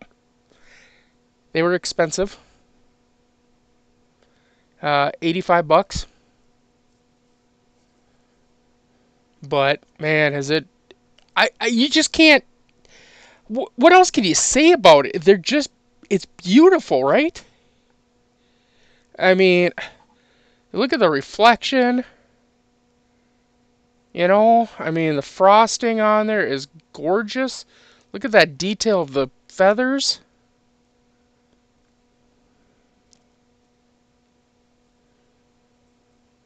This probably, I mean, I've looked it over pretty good, and I would say this should get a proof 70.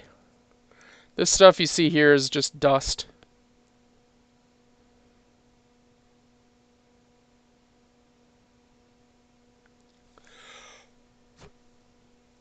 I can't seem to, I don't want to blow too hard on it, but I would say proof 70 all the way. So, I don't know. I've thought about sending it in, but I don't know. It costs a lot of money to freaking get stuff graded, I'm telling you. Sometimes I kind of wonder if it's really worth it, you know?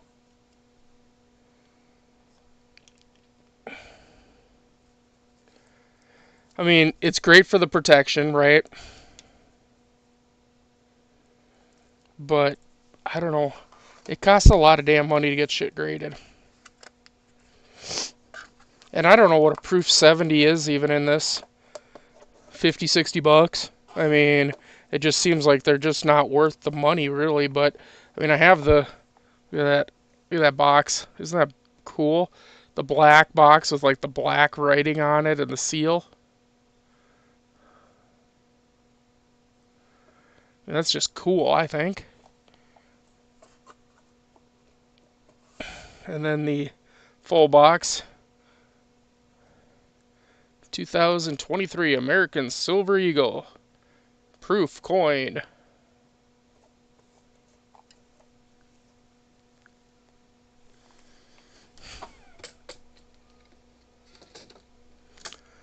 Oh, I don't know if prices will actually ever come down, but... Well, the prices for them will go up, maybe. I don't know. Here's my proof set. I actually have a proof set for my birth year.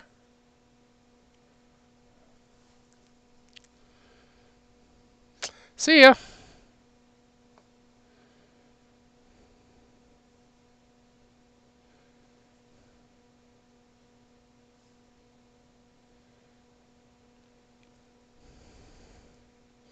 I chose this one. I had a bunch of these. I actually bought like... I think I bought like 10 or 15 of the 1980 ones. And I actually chose this one because of the toning. I mean, look at this toning on this 80.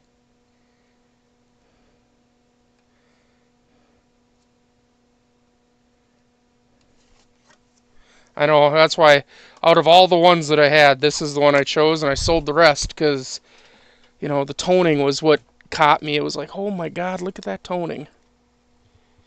I also have a mint set somewhere, a 1980 mint set. But if you were to ask me where it is, I probably would tell you I'd have very little idea. Never mind, I found it. I have very little idea, but now I just found it. Way in the back of the shelf. I don't know, did you? I didn't kick you out.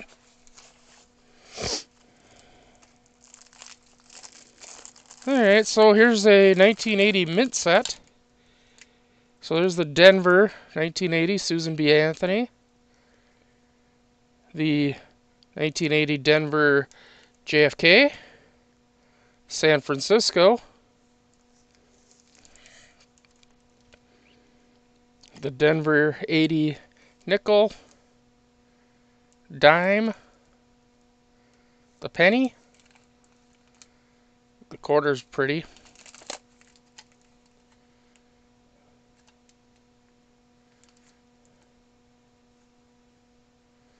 And of course, this is a mint set, not a proof set. Big, big difference. So these are going to be struck the same way as the same coinage that you spend, you know, every day, whatever. Right?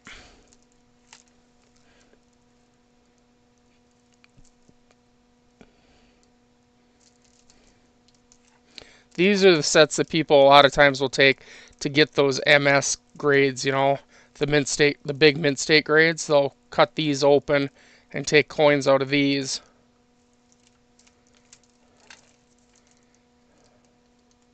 I mean, look at the toning on that.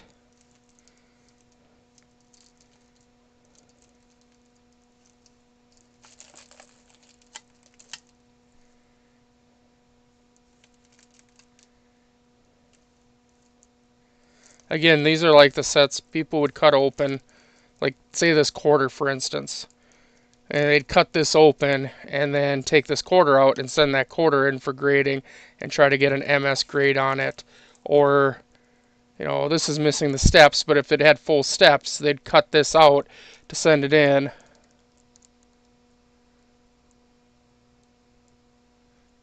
Right. If this had the full steps, though, you'd cut it out, send it in, and try to get that high grade. Same if this had split bands, which it doesn't. These are not very good usually. Mint sets are usually kind of shitey. They're usually not very good compared to the proof sets, but I wanted to have a mint set of my own that's from my year, whatever. So I have a mint set and a proof set. And then of course I did keep that 1/4 that we showed in the last live stream. Um, yesterday, this one, I did keep that one for myself. Because, my goodness. I mean, I looked at it under the scope like, I don't know, 5 times today, I think, too. When I was getting ready for my show, I just kept staring at it. Like, it's just. Whew. Like, the reverse is really badass. I actually. So, when I was looking at it earlier, I like zoomed way in. And when you start looking at these colors, you got like blue, orange, red, into like purple. Yeah. But it goes up like through like different colors all the way around the edges.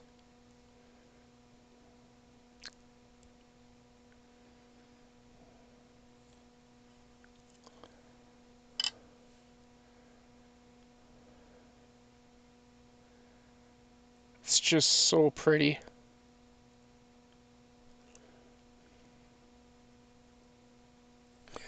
That's another really good candidate though I think for grading. Just cuz the toning on it alone would bring in the money if I ever wanted to sell it, you know. I showed so Rosie, I don't know if I've talked to you since I had a show right after surgery. I had a whatnot show right after surgery, and I shouldn't have done it because it. I mean, I did good at the show, but I was in pretty bad shape afterwards. But anyway, guess who showed up to my show?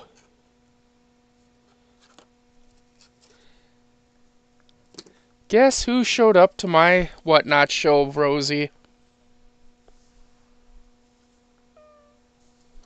The man, the myth, the legend. Yes, Blue Ridge and his wife, actually. Both of them bought from me that day. But I pulled this out, this coin right here out. Pull this up a little here.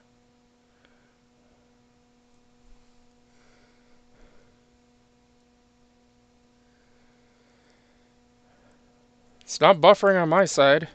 Shows that I have a great stream. I haven't even dropped any frames yet. So, but I pulled this coin out, and Blue Ridge looked at the offers here real quick. And he's like, "Yeah, that's a nice coin." And then I flipped it over, and he says, "Put it back. Do not sell that. Put it away. Get it graded."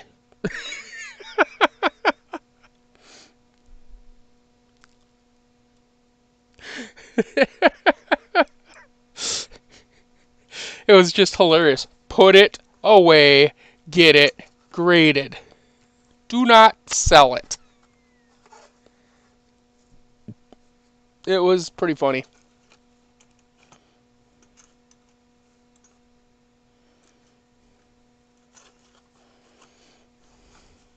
I think a lot of people enjoyed being in the stream because he was in there. I think that really helped my whatnot stream out quite a bit.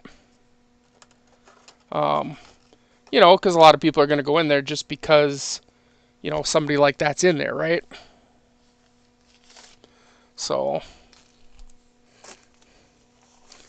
that was nice of him and his wife. I also gave him some free coins.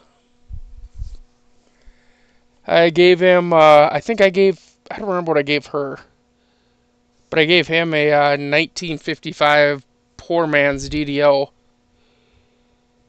In pretty nice shape, actually. Well, are we going to get this channel up to 1,000 subs, or what the heck's going to happen here, folks?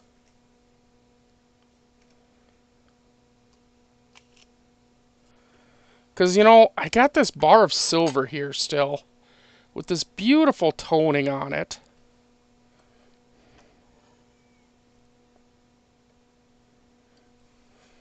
I got this beautiful bar of silver right here. 1 troy ounce with toning on it It's a vintage bar from Canada. It's absolutely gorgeous. And I really want to give it away to somebody. On YouTube. One of you. One of my subs. I mean, the case for it is so, like, it's so old. I saw one of these sell on eBay a few months back for over $100 because it's a vintage bar. I really would like to give it away to somebody, but y'all gotta help me out, you know? That won't be the only giveaway, though. That won't be the only giveaway. The vintage bar will be one of the giveaways, but not the only one.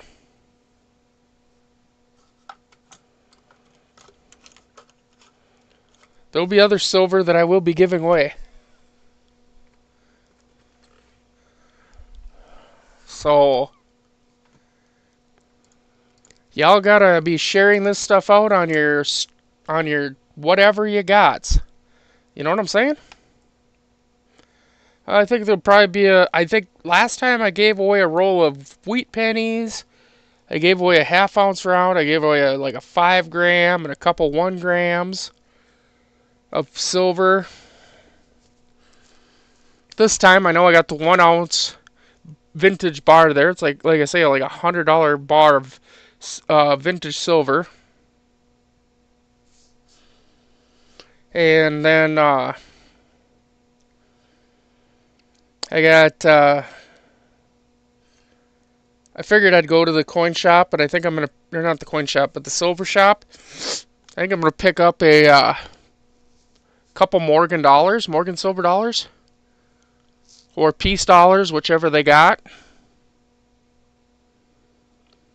and probably get about another ½ ounce or something like that. I mean, just a bunch of random silver stuff, and I'll do about probably like 5 giveaways for the 1,000 when we hit 1,000 subs. So what I do, and I did this last time, I put out a video saying, hey, it was for the 500 subs. We hit 500 subs. Congratulations, blah, blah, blah, blah, blah. We are doing a giveaway, this, that, and blah, blah, blah. Here's how you enter. You must, sub to me. You must comment. You must, on that exact video, you had to sub, comment, and like that video. And that would get you entered into the drawing. And I gave X number of days to do it. Actually, I gave too long to do it. This time, I'm not going to give as long. I'm only going to do probably 3 days. I think I did a week or a week and a half last time. And I ended up with a ton of bots. So I'm probably only going to do 3 days or something, just to try to keep the bots down.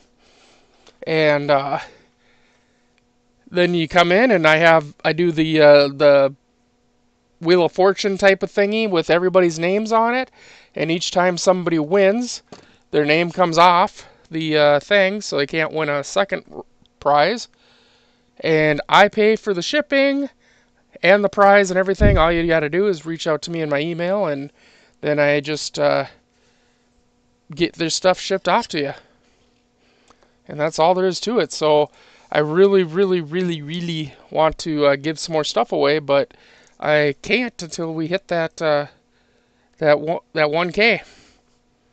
So whatever you guys can do to help me out. I mean, I'm doing as much as I can, which is literally creating content. And I share mine out constantly.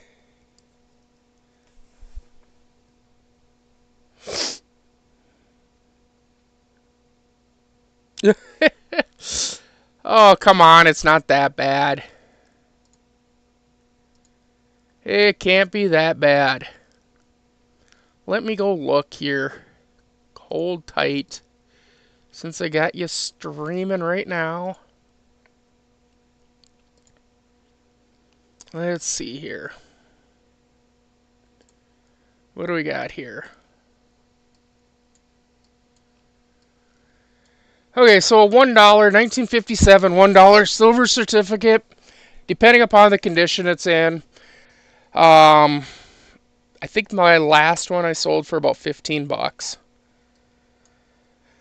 Star Notes, I'd have to go through, I don't know if you have or not, but I'd have to go through and look up every one of these Star Notes and figure out what the, how rare it is or not. Which I can do for you, that's not a problem. Fancy serial numbers I'm not very good with, so don't ask me to look at fancy serial numbers. I mean, if it's all one number or like repeating number or something like that, sure. But most of the time, I really suck at fancy serial numbers. Your best bet with those usually is eBay. Red Seal notes. Let's see, $2, $2, $2, 555. Blah, blah, blah, blah, blah. That 28 $2 Red Seal. That's your bigger money one right there. That's probably close to 20 bucks depending upon the condition it's in. 53s. I mean, those, a $2 Red Seal, probably 5 bucks. A $5 Red Seal, you probably get like maybe upwards of 10 for each of them. Except for that one, that 28. That's a little bit rarer. Okay, and then your silver certs. Anything prior to, I believe it's 1935 G series, anything prior to that is what's called a godless note.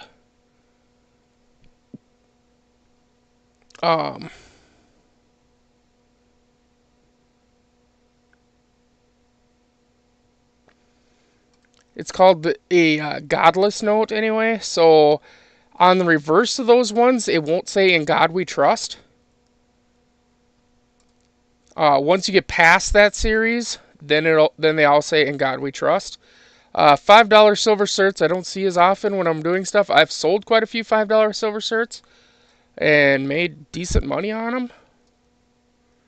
So, yeah, that's something to think about.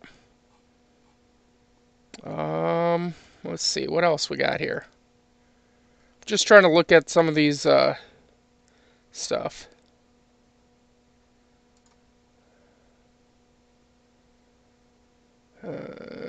No, go away.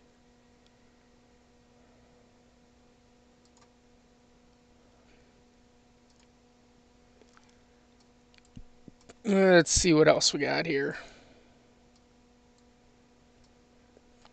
80s, let's see, 1897 Indian heads, Indian head. I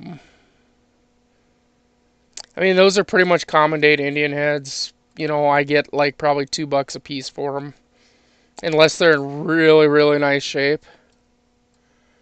The 1909, is it just a 1909 Philly? I mean, it doesn't say anything else, so I'm assuming it is.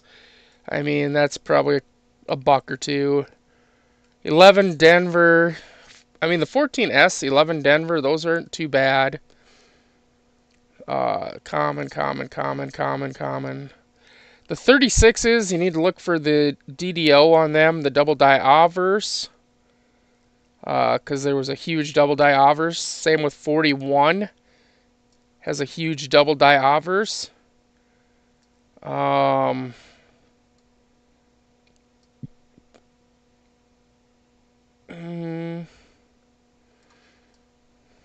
The rest are pretty much common. Same with your V nickels. I mean, I sold, I think, a V nickel tonight for like an 1893 that I nickedated for like $3. Hey, Eli.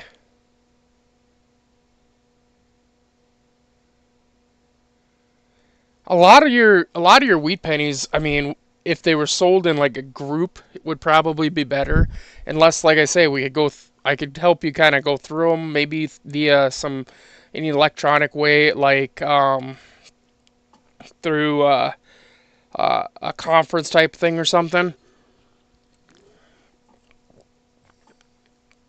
And we could look at, because there's a lot of those errors, like I was just talking about, the double die obverse. You know, if you have a 1936 DDO, I mean, you know, there's some money there, right? You're not gonna retire on it, let's say, but there's some decent money there. Um, let's see here. Let me just take a quick gander here at this. I feel so old when I use these words like gander. A gander. 1936 double die obverse. Yeah, there's a couple versions of it, but like the Type 1 double die obverse, I mean, if it's nice enough to hit, say, an MS60,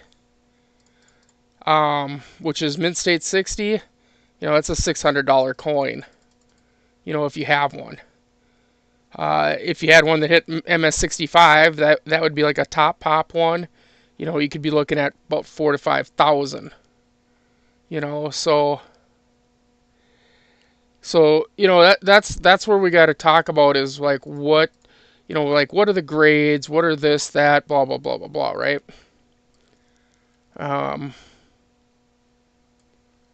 Looks like you have a 1950 nickel, just a Jefferson nickel. That's a lower date, worth a little bit more. Now, if you had the 50 Denver, you could be talking a lot more money. So yeah, and then, you know, like I say, star notes are star notes. I mean, the whole thing is like this one I see here, this 00827,896 star note. You know, it's got a little bit lower serial number. We want to make sure they're in really good shape, which these seem to look like they are. You know, stuff like that. So yeah, there's just so many things that go into it. You know, I mean, I've been kind of trying to do it, but or look through your stuff, but like I say, I'm starting to feel better finally. So now I should be able to take a little bit of time, sit down, and come up with some kind of an idea for you.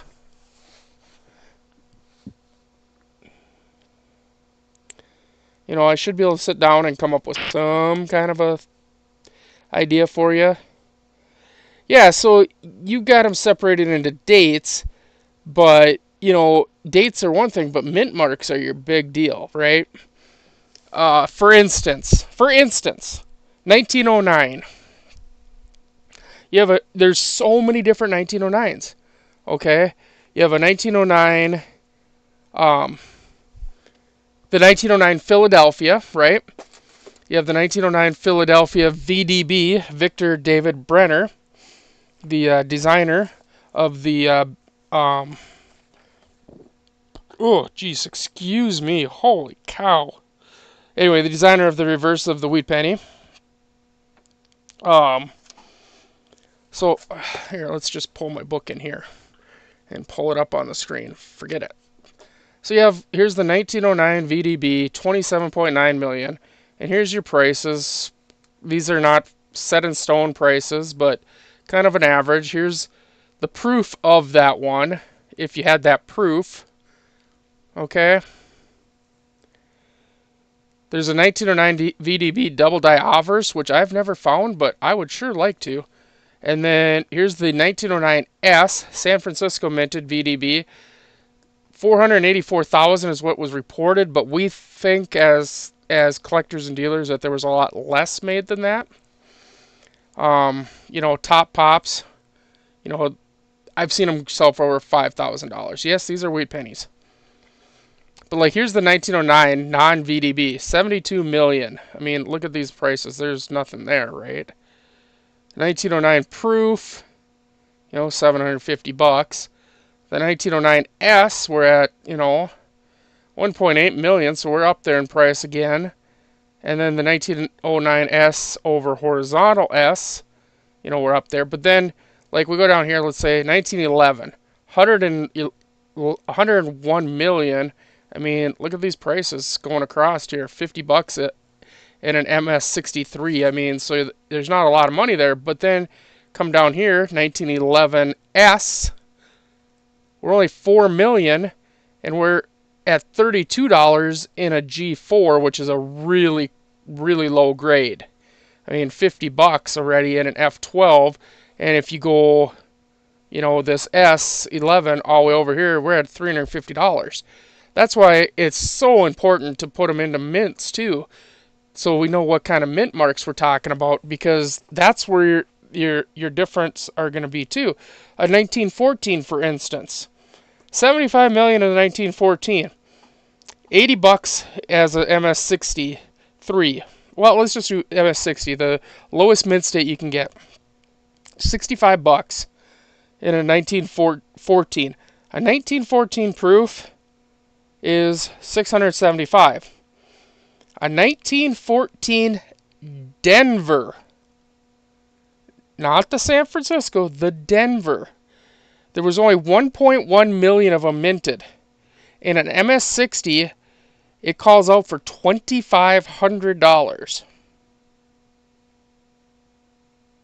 Let me say that again. 1914 Denver. Even in the lowest grade, you're still over $100 for that one penny. All right? Still with me? You haven't fainted yet? Now, 1917 Philadelphia, no mint mark, right? There's a DDO, a double die obverse.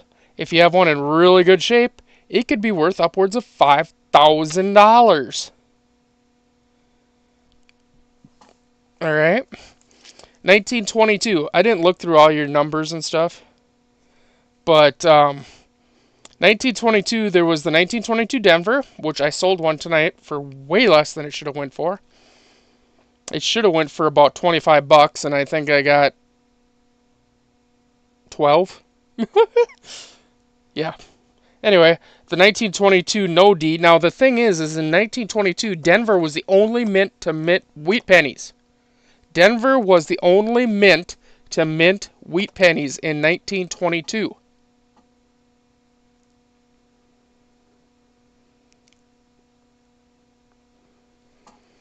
So, if you have a 1922 that does not have a mint mark on it,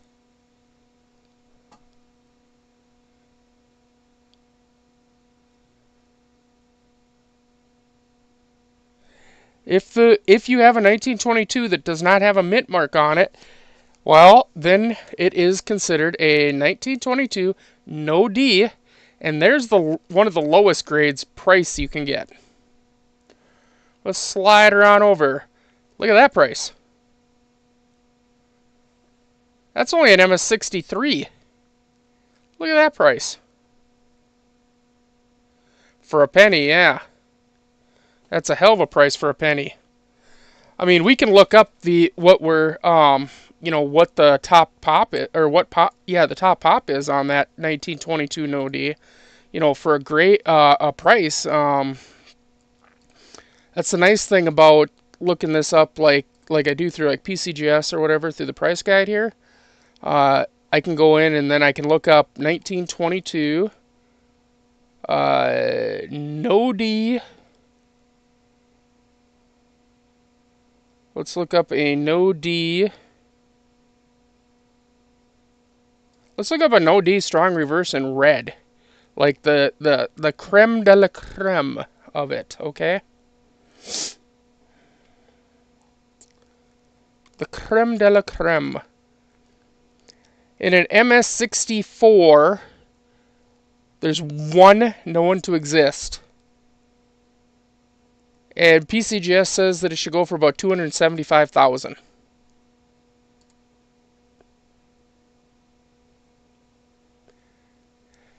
$1922, they were only minted in Denver. They weren't minted in Philadelphia. But the die got so bad that you couldn't see the D anymore, and they still sent them out. So, literally, this is a 1922 Denver penny right here. This is a 1922, as you can see, 1922 D, Denver penny. No mint mark.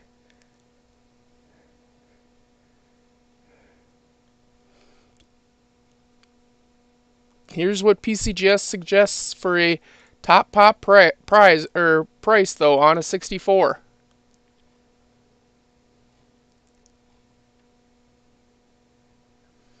That's in red. Now in brown, which is more likely what most people are going to have.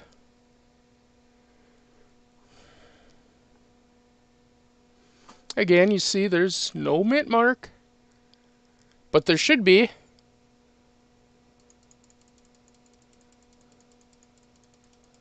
But even if you can get top pop in this, I mean, look at this.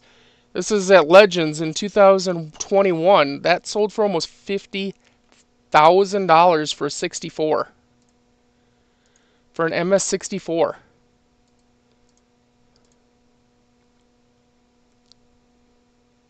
And there it is.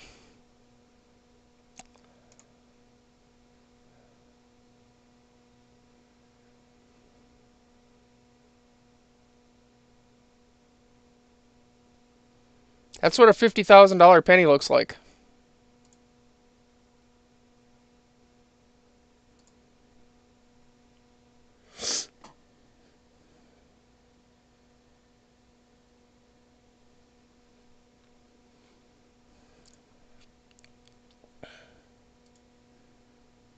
That's what a $50,000 penny looks like. Now let's see what a, let's see. Where is it?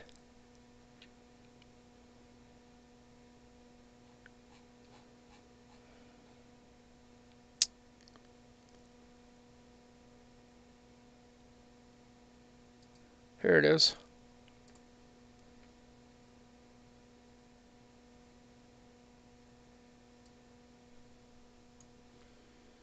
There is the 1943 Philadelphia brown regular strike penny that should be steel. There's only 10 to 15 known to exist. And I say known to exist because there could be more. That's just the ones that they know exist.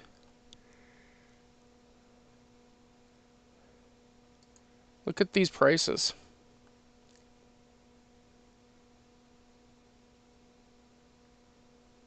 Look at this.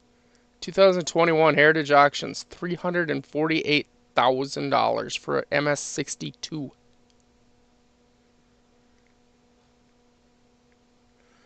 I mean, that's like the holy grail there. Right?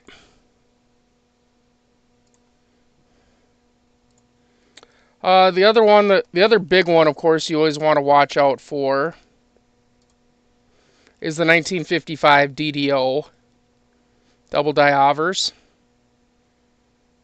That's a really cool penny, by the way. You check this out here. Look at this. Like, look at that doubling.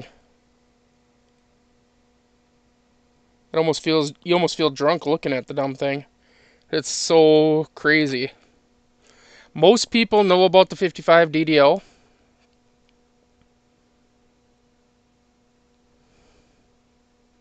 It's also a big dollar one, though. Here's Heritage Auction, July of 2023. I mean, $3,300 for a coin is in a 62. And 62 is a pretty easy grade to get. You know, I mean, these are some big numbers for a penny.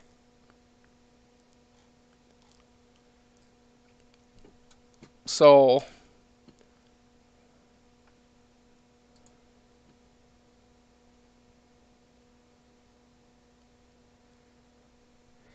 yeah, so if you have a 43 that doesn't stick to a magnet, I mean, there's a lot of other tests that have to be done before we can conclusively say that it is bronze or copper bronze before you can conclusively say it is, because you don't want to jump the gun and say, oh yeah, that's conclusively a bronze coin, when it's, it could be somebody that has done something to it, right? I mean, I have a 43 copper. Well, I don't actually anymore. I'm giving it to a friend, so to speak. This one's very easy to tell that it's not correct. But, um, you know, like I say, this one's very easy to tell it's not correct. But, for me it is anyway. But for somebody that's not really in the game, let's say, they could think that this is a 43. They could literally think this is a 43 that's a copper 43, right? I mean, I know it's plated. I bought it I literally paid money for this. Um, Knowing full well that it was a counterfeit coin. And now it's going to a friend of mine who teaches about coins like this to other people. To, you know, so people stay informed of about what's happening and stuff and don't make those mistakes and everything. So,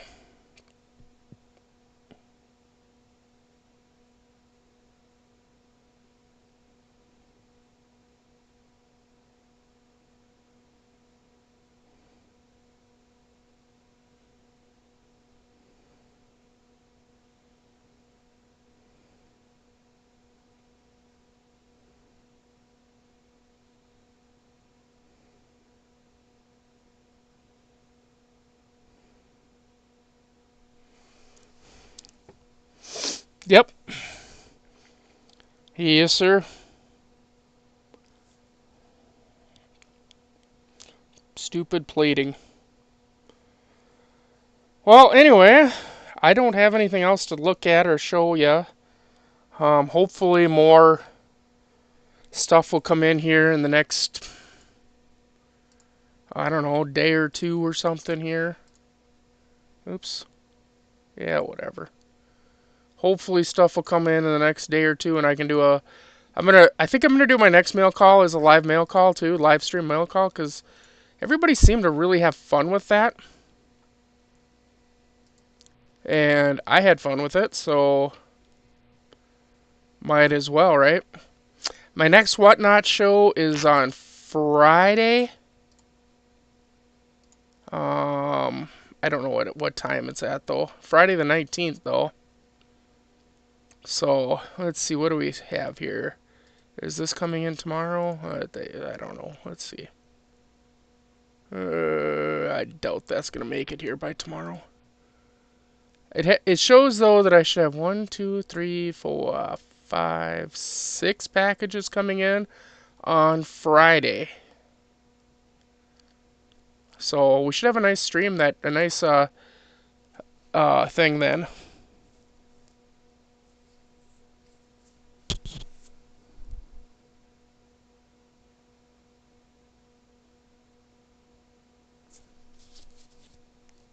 So, well, thanks for watching, everybody who is, well, there's 2 people it says in here, but whoever else watched, thanks for watching. Make sure you like, comment, subscribe, share the streams, share the content, share everything, do all the things, so we can make sure we give away some good prizes for people.